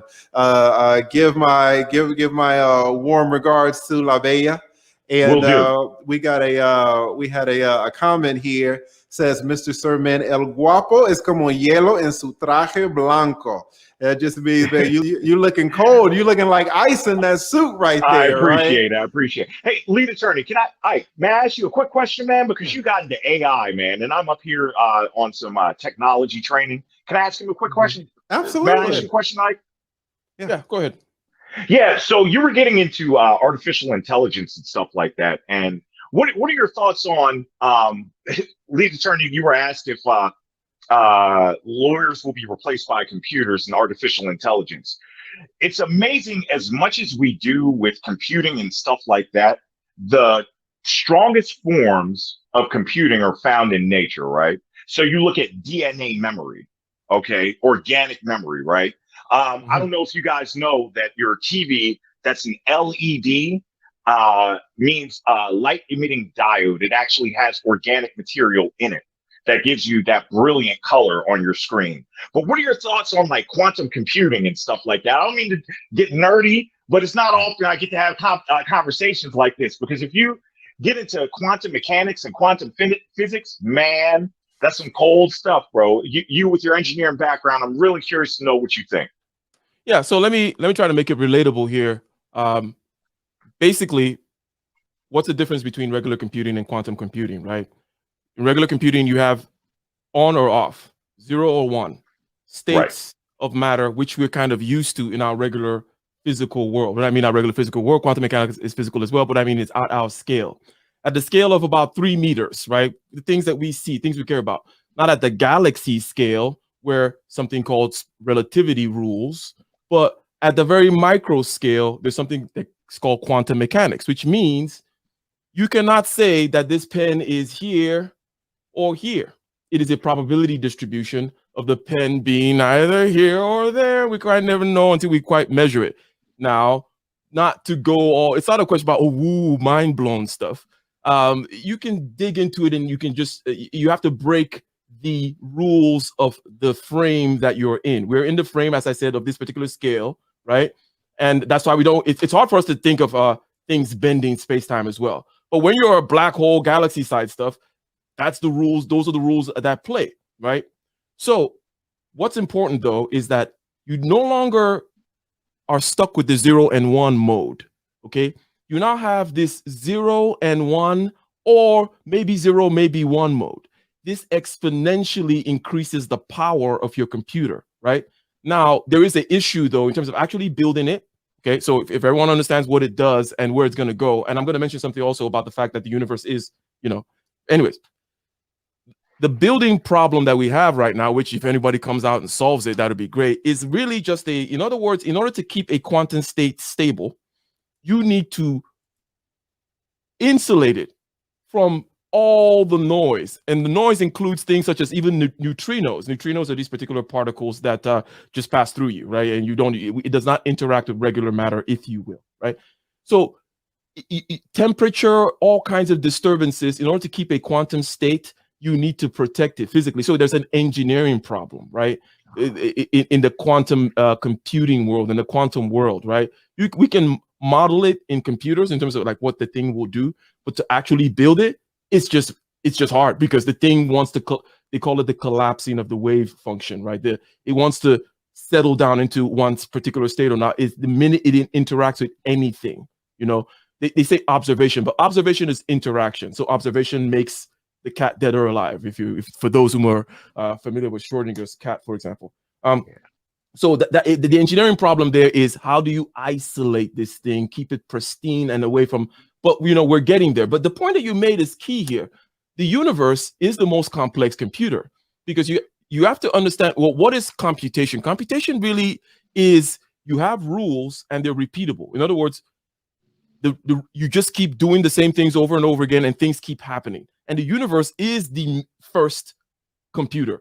As a matter of fact, you can say it's the only computer, because all other computers are inside the universe, right? So the universe the universe has these things called rules, which are repeatable, right? Hence, and if you talk about the organic matter, for example, right? Carbon and all kinds of organic chemistry, by that I mean the fats, the carbohydrates, or the amino acids, or the nucleic acids. Those are organic compounds, right? These things are made with carbon and some hydrogen, oxygen, so things such as that.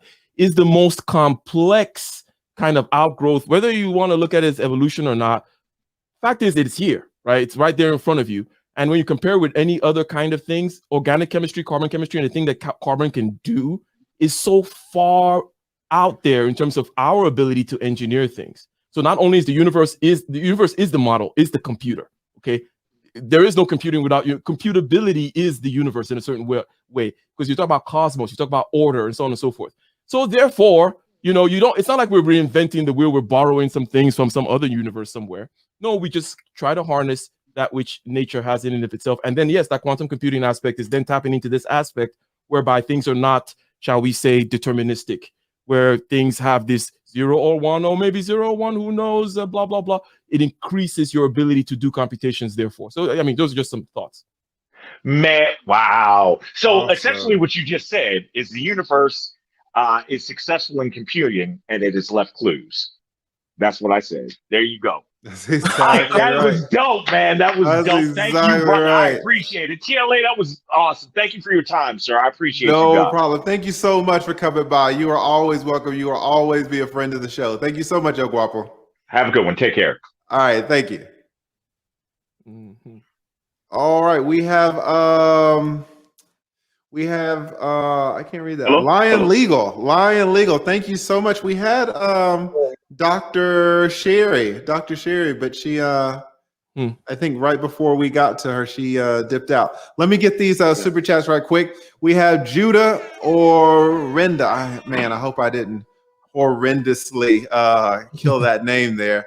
Thank you so much for the super chat, Judah. He says, great conversation, gentlemen. Thank you. This is something that I really want to bring a little bit more often. So I really appreciate that. And thank you again for the super chat. We have Future Hunter in the house. Says, you guys are brainstorming. Yes. We're trying. ICUP is up here just cooking, right? We're all just sitting back, listening to the knowledge pour forth. So yes, thank you so much for that. Thank you, Future Hunter. And we got Gardy Dennis. Thank you again. He doesn't have any comment. He's just saying, hey, thank you so much. We thank you. Thank you, Gardy, for the super chat. Really appreciate it. Want to make sure that is it there. Shout out to Dr. Thunder. I see Dr. Thunder in here. I saw him somewhere, right? All right. So we have Lion Legal in the house. Lion Legal, good afternoon / evening. Can you hear us? Good afternoon. Yes. I can hear Perfect. you. Can you hear me? Yes, sir. We've been talking a little bit about everything. We've been talking about competition. We've been talking about computers. We've been talking about the passport bros. What do you think? And I see Dr. Sherry has just come on, but you're up here now. So we're gonna get to you, Dr. Cheryl or Sherry. I can't really see it. In just a few minutes. But Lion Legal, what do you think about all this? You have the floor. You can talk about anything that we've talked about in the past, or if you have any new questions or anything. I would like to say that how's it going, Ike? How are you? I'm doing well. Yeah, I haven't seen you around lately, but right. Nice to Exactly. hear you again. Exactly. Thank you. Glad to hear you. I think it's great that we've got Black people doing great things, networking. That's exactly what we did in the community. Two professionals, two successful people exchanging ideas, and that's how we improve. and we're able to build. So first of all, I think that's a great thing to see, and I am excited about that. In regards to the passport bros or whatever, I guess the argument would be, if you're not successful in the place that you're in, why would you be successful if you go abroad? Is that the argument? No. I think No? that Okay. we talked about competition. If I may, Yeah. Attorney, we talked about competition in many regards, and then the passport thing came up, and then we said, okay, this is you doing arbitrage, number one, and then also it's a way of you saying, I'm going to take my business away from here, and I found a new competitor, and the person Right. here that you took business away from might then, change something, right, or whatever it may be. But what Mr. Noir came in to add was the fact that the landscape that he laid was that there are actually more viable, let's say, fruit or zebra or whatever in this other land. Okay, but you still gotta know how to hunt, right?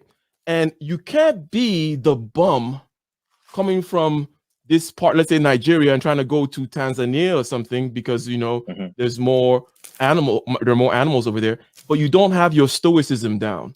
You don't have your hunting game down. And as a matter of fact, it is the same hunting qualities that make a man attractive to a woman. What do I mean by that? I mean stoicism. I mean the stoic values, those values that are required for protection and provision, right? So I think that's kind of like the lay of the land that we've laid out. No, I think that Noah is certainly very well read and could be considered academic.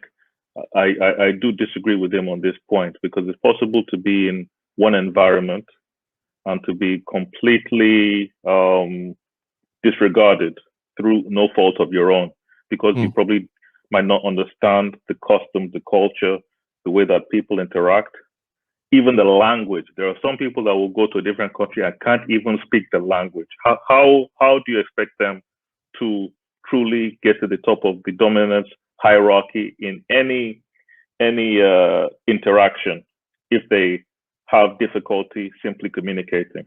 However, once you now travel, there's a lot more likely to be a place that you find exactly what you enjoy, you find what you need, and even the population makes it or increases the statistical likelihood of you finding a person that is going to get along with you and going to like you. Traveling is crucially important, very, very important. Even if you're a star in your hometown, it doesn't matter. Seeing the world gives you an educated perspective in a way that you cannot get from literature, because you get real life experience as you travel. You see the games that people play. You see how dangerous it is, but how good it is. You also observe opportunity. Why is it that a lot of business people travel constantly? It's not because they're trying to get away from where they are. It is because they're constantly looking for opportunity. So they'll go to a new country, a new territory, and they may even set up there. They may even spend time there. So you see, a lot of these issues. And let me just jump in. I want you to continue. But let me just jump in. I really don't think what you said was contradictory to what Noir said. At least what I think you guys might actually agree. I don't think he was saying something that was different from what you just said. I think you agree. The point that he's making though is, and that's why I wanted to press on him about how do you teach people, right? Because would you agree, Lion Legal, that it's going to be a self-selected group of people that decide to do the passport thing or any kind of frontiers like Christopher Columbus stuff, right? So they're going to have a certain psychological disposition, perhaps a certain set of skills and so on and so forth. The question is, how do you get more people to level up themselves psychologically, perhaps skills-wise, perhaps, such that they can also take advantage of those whom were naturally going to be frontiers people anyways, right? First of all, you have to have a culture whereby people understand that in order to get to B, you first have to pass A. A means ensuring that your career is popping off, ensuring that you've got the finances to actually travel. ensuring that you can afford, for example, a house, afford, like if you're going out on a date, to pay for the meal, to go to a nice, restaurant, etc. Not just saying, okay, well, I'm not sure what I'd like to do in life. You've not got a degree, you've not got a job, you've not got anything. You're just going to go abroad, and you think that'll be the answer to your problem. That'll be the start of your problem. The answer to your problems is actually ensuring that you put your life in priority, understand what kind of things will automatically make you more attractive to people, being fit, healthy, also gaining insight, knowledge, because for you to even appeal to people, you have to talk about things. So what are you going to talk about? Literature and philosophy and things of that sort? Or are you just going to say, well, I got drunk last night at the club? I mean, is that the kind of conversation that you'd be looking to now use in a new country, a new territory? So self-improvement is the most important thing. And for people that don't have an example of why they should improve themselves, that is essentially where they fail, because they've not seen a strong figure, an individual, tell them that. Unfortunately, most of the entertainers that you look up to are not going to give you that ethos. They're not. Their main objective is to make a living entertaining you, even if they embarrass themselves or they do things which you would not like to see your own child do. If you had a child, it doesn't matter. That is the job of an entertainer. A person who is a father figure, who is a good friend, who is a great example, if you have the good fortune to see them in your life, that is when they can now tell you things. For example, I've met people now that have started businesses, $1 million businesses, things of that sort. I can watch them and say, there are certain things that they're not going to do. They will not compromise the business by doing particular things. They don't do drugs excessively. They don't compromise themselves. But until you see those examples, are you really going to know what people do to get in that position? You have to see a real life example. So that applies to passport bros or this or that. You have to see the example of a successful person and then say, okay, these are the kind of attributes that you have to gain that success. Apologies if that was a long explanation, but that's my thought process. Perfect. No, I agree. I agree. Thank you so much for coming up and giving us that perspective, because I think you're right on the money. I think travel is extremely important. I think, like Ike said, there's not going to be an entire population who's going to want to travel. And maybe so a question is, how do we get more of those people to travel? But that's the question, because what you're saying, Lion Legal, really is so important, that travel is such a great part, is such a life lesson, it's a great part of life, that to the extent that we can get more people to travel, more men. I can tell you the way. And sorry, yeah. No, yeah, and to the extent that we can get more men to travel, and especially black men and men in our community, that would be fantastic. Yeah, so thank you so much. Really appreciate you. Can I just say something? Yes, just real quick, because I got other people in the back. Yeah. The last thing I'll say is that the best way to get people to travel is if they see a celebrity, for example, like a young black guy that is very successful, and he says, okay, he's going to go abroad, he's going to build businesses, and they look up to people like him instead of Cardi B, instead of Future, etc. If they see an example of somebody doing it, they will be encouraged to do it themselves, because they've got the exposure through by being able to live vicariously through that individual. Gotcha. Good point. All right. Listen, thank you so much. Thank you. No problem. And you're welcome to come up anytime. All right. Thank you Absolutely. so much. All right. We have Dr. Sherry in the house. Before we get to her, we are going to let me shout out Zeno, the creator. Thank you so much, Zeno. Galaxy Brain Time. Really appreciate that. Really appreciate that super chat, Zeno. Thank you. We got again, Big Boss Real Talk. I love that name, Big Boss Real Talk. $5 t-shirts, Passport Bros. Yeah, that should be on a t-shirt. That should be on a t-shirt. Because really, guys, if you are a Passport Bro, if I know you guys don't think about it like this, but in terms of economics, you really are you're the damn t-shirt, right? It's just pure arbitrage, going from one environment where you're worth one thing to another environment where you're worth another. And I have done this firsthand. You know, you guys see me, right? You guys know what I look like. I'm just an average black man. You take me and you put me in the Hartsfield-Jackson Airport, I swear to God, there are 1,000 TSA agents that look exactly like me, right? So when I'm down there in my jogging pants and my suitcase trying to fly somewhere, I'm invisible to women. Like I am invisible, right? But where am I going, right? Where am I going? When I get off that plane 3 hours later, I'm going to be in Guanajuato, Mexico, right? And it could very well be that I am the only black man in that entire city. And I'm probably one of 5 black men in the whole city that's 6'3".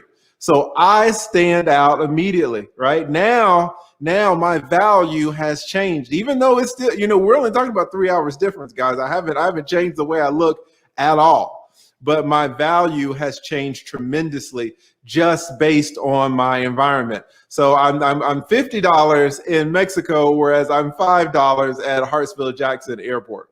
So it's just really just a game of arbitrage, increasing your value. And you don't need to go to Mexico necessarily. I mean, Atlanta is full of people from New York. We're full of people from we've been full from people in New York for years, right? I made a comment about Charlemagne the God in this Breakfast Club. It's like, who watches the Breakfast Club? Well, the Breakfast Club is huge in Atlanta, but it's only huge in Atlanta from all the people that came down from the north, right? That's the only reason. So a lot of people in the north say, hey, I would like to buy a 5-bedroom, 3-bathroom house for $200,000, because Lord knows you cannot get that in New York. So everybody has flooded Atlanta. So you don't even need to go to another country. In fact, if you're a black man, really one of the best places in the United States that you can move to if you are interested in a relationship with a black woman is Atlanta. Because some people say the ratio is 9-to-1. Some people say it's 20-to-1. There are black women everywhere in Atlanta. In fact, black women are moving away. Black women are the ones now doing the arbitrage. Black women are going to St. Louis and Cincinnati and Austin, Texas and California because they can't find a man. There are no men, I don't want to say qualifiable men, but you guys know what I'm talking about.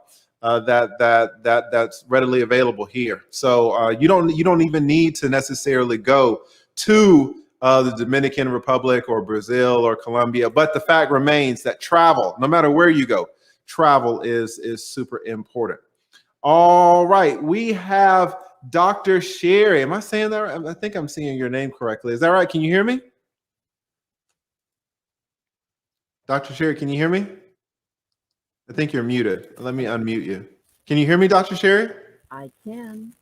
Perfect. Your volume is a little low. Can you? Okay. Let me see if I can make that a little louder. Okay. Is that a little better? Yes, but that's a lot better. Well, let me say this though. There's a lot of static coming through your line. Wow. I don't know why that is. Yeah, there's a lot of, if you want to call back, I'll put you right up. I'll put you right up if you want to try to reconnect. Thank you. But there's a lot of static. No problem. No problem, Dr. Sherry. I'll just, perfect. All right, Ike, what do you think about this? Have you, because you are, where are you from exactly? I know a lot of people aren't necessarily familiar with your biographical history. I am Nigerian, born and raised from the Ogiamie family, the royal Ogiamie family of Benin Kingdom, if you will. But well, I think everyone can see your royalty, right? They might not know where you're from, but they can absolutely see the royalty. What do you think in terms of Black men traveling to Africa? I think we had Noir on, and he was saying that a lot of men, a lot of the passport bros, they think about the DR, the Dominican Republic, they think about the Colombia, they think about the Brazil, but most people do not think about Africa for various reasons.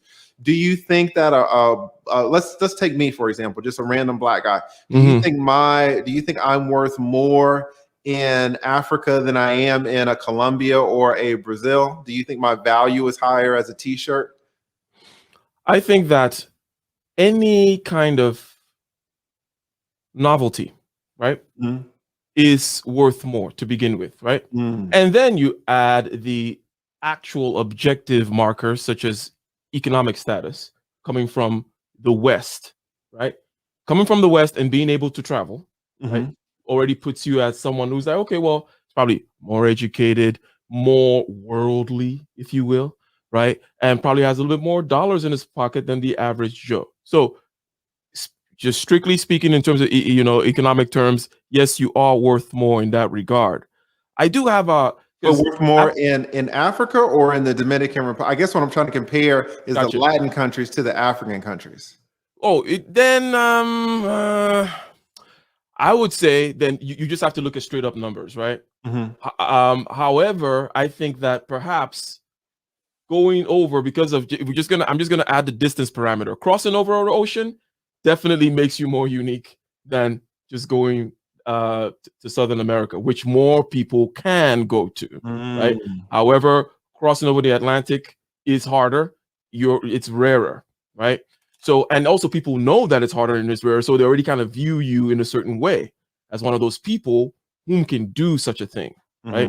But being a Black man, will I really stand out? Yeah, being a Black man, no, you're not gonna stand out, because if no one actually, checks anything. But this is when the whole question of antelopes or vineyards comes into play here, because for what you're looking for or whatever, I think that based on so there is a difference in the way people interact in different places, right? So I think that you'll find that your value, your opportunity to show your value or your difference, and so on and so forth, is those opportunities will more readily come opportunities for social interaction in a place like Ghana, for example, where people tend to be more friendly and smile and so on and so forth. And again, the women are a lot more feminine, and this is no shot at. They're more feminine than Nigerian women. Okay, This is not picking on any country or so on and so forth. People are different in different places. Okay, I'm married to a Ghanaian, for example, right? I did different things, try different flavors in different places, so on and so forth. But I happened to be in Ghana, and you will find that the opportunity for social interaction is a little bit, it's more than it will be, let's say, somewhere in Atlanta, for example, right? And I do have a lot of footage from Africa that I would like to kind of show on my channel to kind of remove some of the stigma, some of the strangeness. I think Noir mentioned that, Brazil, for example, has a much higher crime rate than Ghana. Okay. Wow. And, and it's like, why would you not go to Ghana, therefore? And for whatever reason, and obviously you're going there to be well-rounded, to be exposed to new things, because that's the new one thing that Lion Legal mentioned, which I agree with, is that most people need to be exposed to different kinds of things. Okay. And when you go to a new country and you see a different way of being, okay, there's no way of turning back. In other words, this now adds an extra dimension to your life, that extra dimension of fluidity, of movement potential, whereby you're like, you know what? Things are done differently, successfully in other places. Therefore, why am I stuck here, right?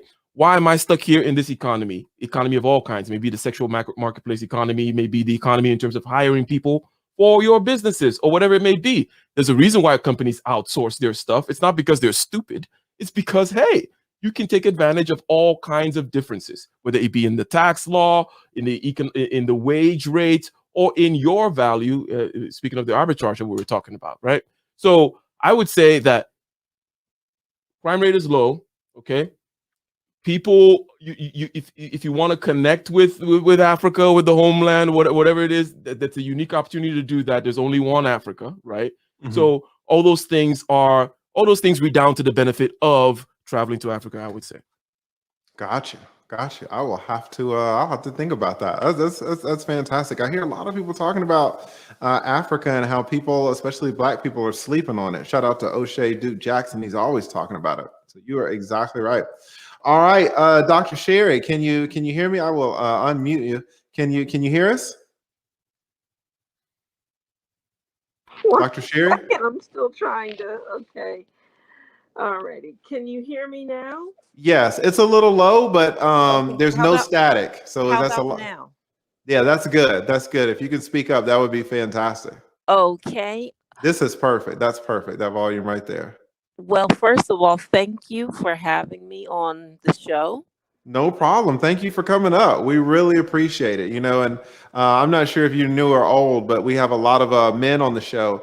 And so I always appreciate when the ladies come up as well. So we really appreciate your voice and your perspective. Well, I think I learned of you today when I was watching your video about Kwame Brown. What did you think about it? I thought it was absolutely amazing. Oh, well, thank you. Thank you. Absolutely. I haven't done a lot of forays into the celebrity stuff, but this is the Kwame Brown videos really are kind of the only ones that made a dent in anything. So I appreciate you mentioning that. Let me ask you a quick question. If I could, guys, I'm pumping Dr. Sherry for information. If I could have improved that video, what do you think I should have done to improve it? Well, I think it was nearly perfect. Oh, well, thank you. I appreciate that. I really enjoy your voice. And and when I say voice, I'm not necessarily speaking about how you sound, but your message. And I wanted to call in to say that this is an exciting time for us in this society right now, because please don't take this the wrong way, but for maybe the past 5 years, I looked at society and I realized that things were not what they seemed in many ways. And what was missing was the Black man's voice. And I look at Black men as the fathers of our civilization. Some may say that I have Pan-African leanings, and they would be correct. And I look at what's going on in our society, and I thank God for social media, because before social media came along, every Black male voice was moderated by gatekeepers. And so when I hear the passion with which Kwame Brown speaks, yes, and the gems that he drops, and the education that he is providing, and most of us in this country talk like Kwame Brown, especially when we're not beholden to a power structure. Yes, that's facts. We don't have to do all that code switching. You're exactly right. Right. And there is energy that is lost in code switching. Yes. And so I say this with the utmost respect, is that the things that are going on our globe right now, the only people that I could see to fix it are Black men. And I'm so grateful that I'm living in this time period where the Black men are taking their brilliance and they are starting to work together. Yes. Because if we can make all this money for people who are running basketball teams and baseball teams and football teams, if we can make up 70%, then we can do that for ourselves. Absolutely. And there's something about a Black man has never poisoned water, air, nor food supply. And I can't say that about the others. Right.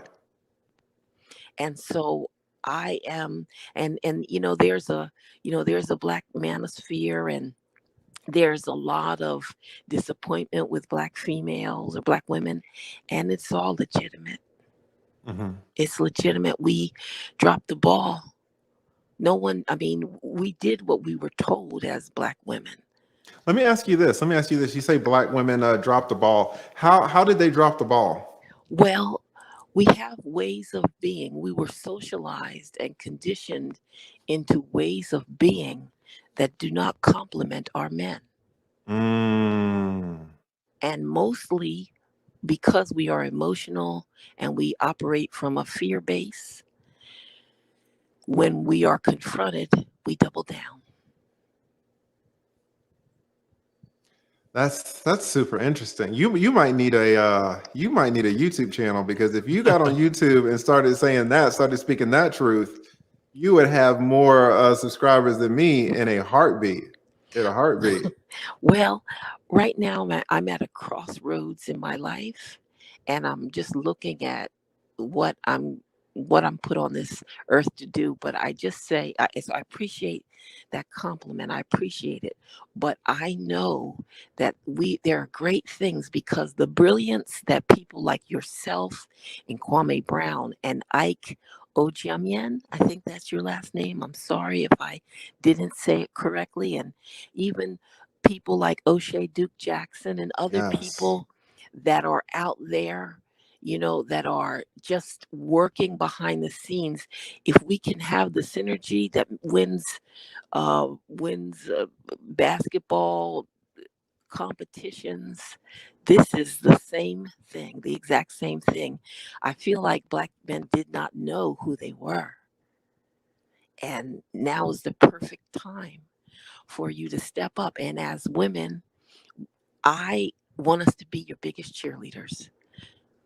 I know that when women lead things, it's usually chaotic, unless the woman has very masculine tendencies. And so we end up with a population of women who are calling Kevin Samuels because they don't like the outcomes that they've produced. And so at any rate, I just wanted to say thank you. Thank you, thank you, thank you. And please keep up the great work. And I'm loving this content, this intellectual, this, you know, sometimes it's visceral with a person like Kwame Brown, and it's what we need. It's just what the doctor ordered. Yes. Well, listen, Dr. Sherry, thank you so much. Thank you so much for coming on. Thank you for your kind words.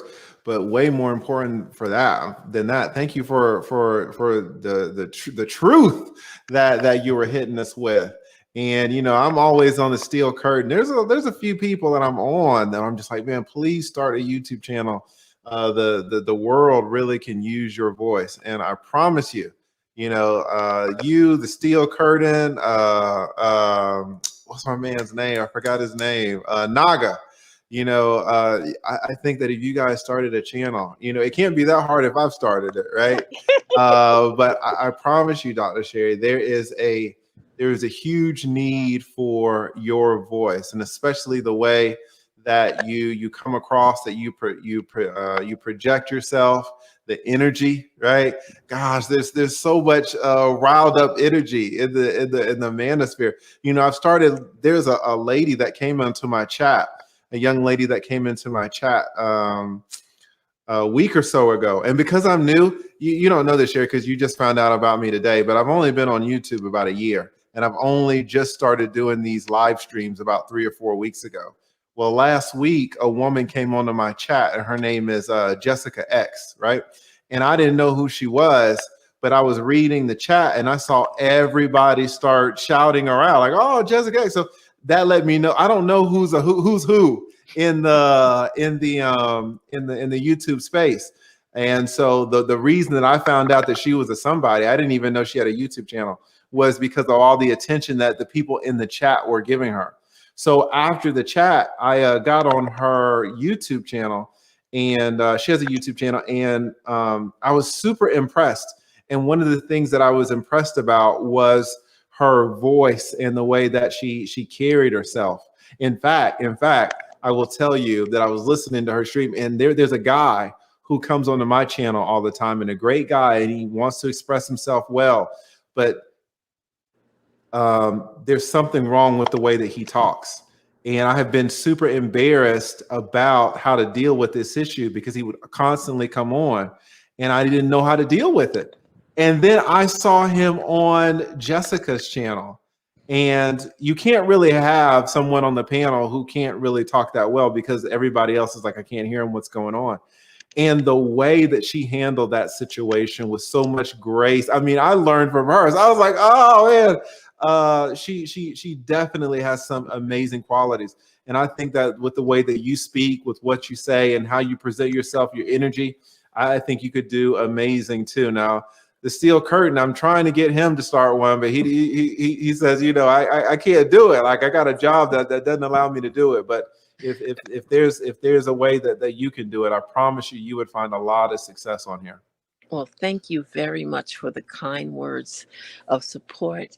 And please just keep up the great work. I've watched about 3 of your broadcasts so far today, and your voice is refreshing. Your voice is,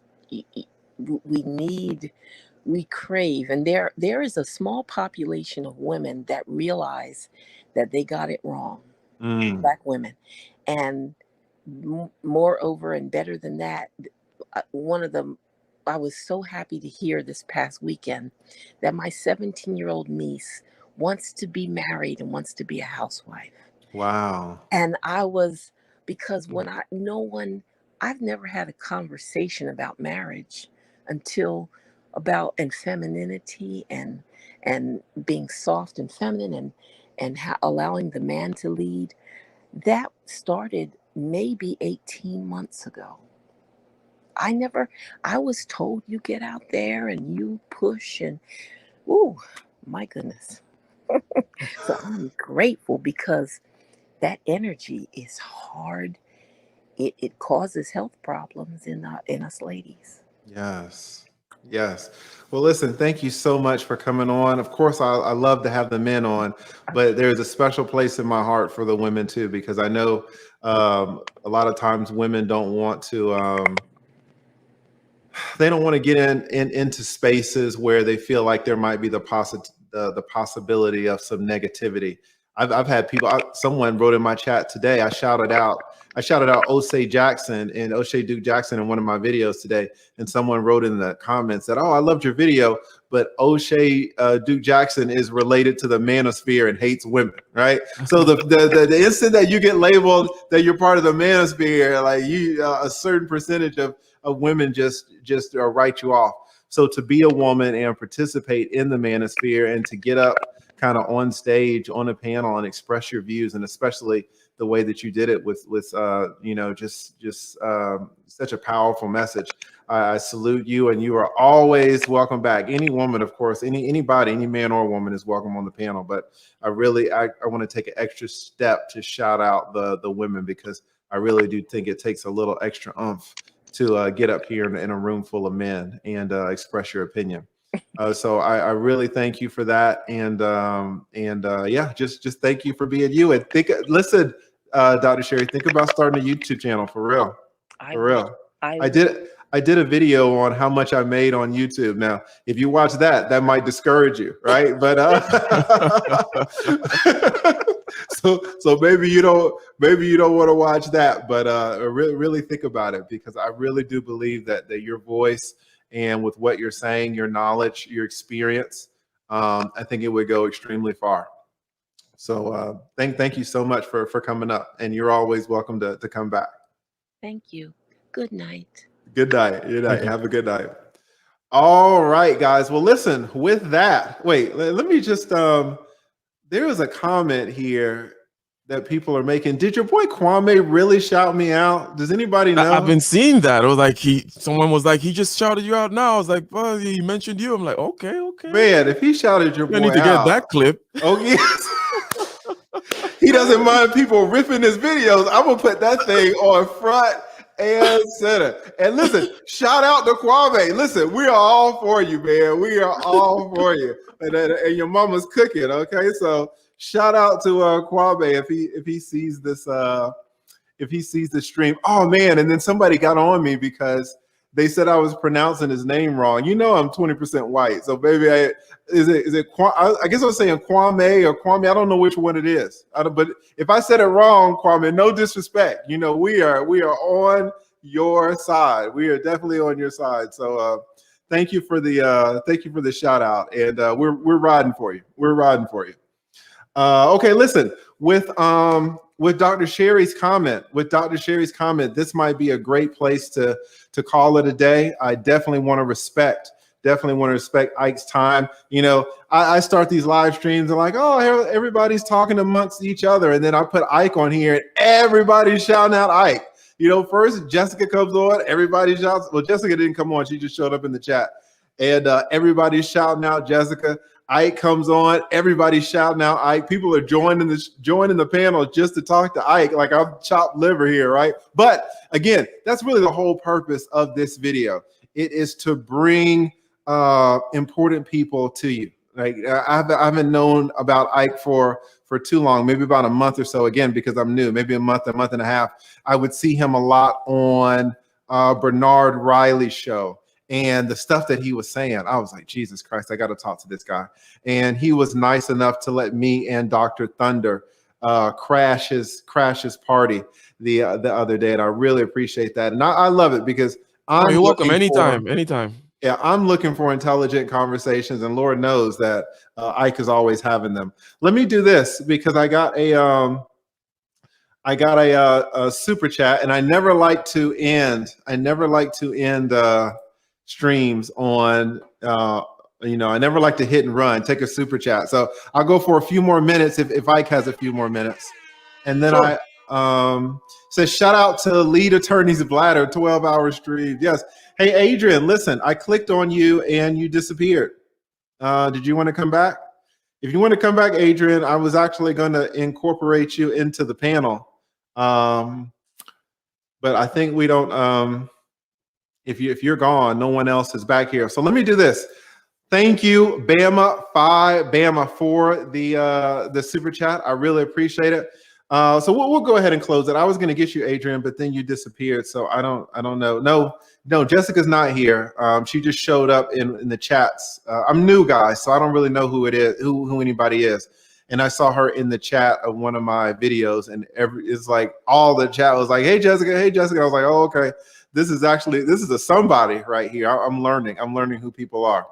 All right. So, Ike, any closing words? Well, I would say by way of reiterating the main thing here. The main thing is life is a use it or lose it proposition, right? Yes. You need to move towards the fear, towards the stress, towards the anxiety, towards the discomfort. I think that our man El Guapo said, normalize the struggle, right? Mm-hmm. That is the be all and end all of all kinds of endeavors when it comes to living a good life, living the worthwhile life, living and being successful in any endeavor, is you always want to be uncomfortable. Just a little bit outside of your comfort zone, just a little bit outside, just doubting yourself a little bit. Can I close this deal? Will I be able to actually pull through on this promise I just made to these clients? That's the sweet spot. You stay right there on the edge of chaos and you will achieve all kinds of things. You'll be happier for it because we know that to sit down, not only do your bones atrophy and so on and so forth when you just rest, we know that we're not satisfied with that. We know we just don't want to be sitting on the beach drinking Mai Tais all year long. We know what happens. We're going to get frustrated. We're going to get bored. We're going to look for some chaos. So why not have some organized chaos towards the productive end of things in the productive arena? So to reiterate, life is a use it or lose it proposition. Stress your bones, stress your muscles, stress your skills, always move towards the stress and everything will take care of itself. Facts. That's a perfect way to end it. So listen, let me thank everybody on the chat. Let me thank everybody who gave a super chat, especially. Let me thank the one and only Kwame Brown. We are riding for you, Kwame. We are riding for you. And of course, let me thank Ike. He was so gracious for his time. he has allowed me to have him on my platform and to bring himself and his thoughts and his knowledge to you, which is really all I want. I want my viewers to really get the best experience out of this channel. We're going to talk about some celebrity stuff, but you better believe that that's not all we're going to talk about. And shout out again to the Steel Curtain, who made it a point to say, even in some of this celebrity stuff, there can be some deep issues that we need to discuss. So I'll not trivialize it like that. So thank you everybody for coming on. Really appreciate it. And thank you again, Dr. Sherry, if you're still listening, start your YouTube channel. If the Steel Curtain doesn't want to start one, well, at least hopefully you can start one. Thank you, everybody. We will see you soon. I'll have another one of these. At least I'll see you soon. Be looking for another Kwame Brown video tomorrow. And I hope everybody has a good night. Now, listen, no one's asked me any legal questions, right? So it's fine. If you want to ask legal questions in the future, you certainly can. None of, I'm only giving information, okay? None of this is legal advice.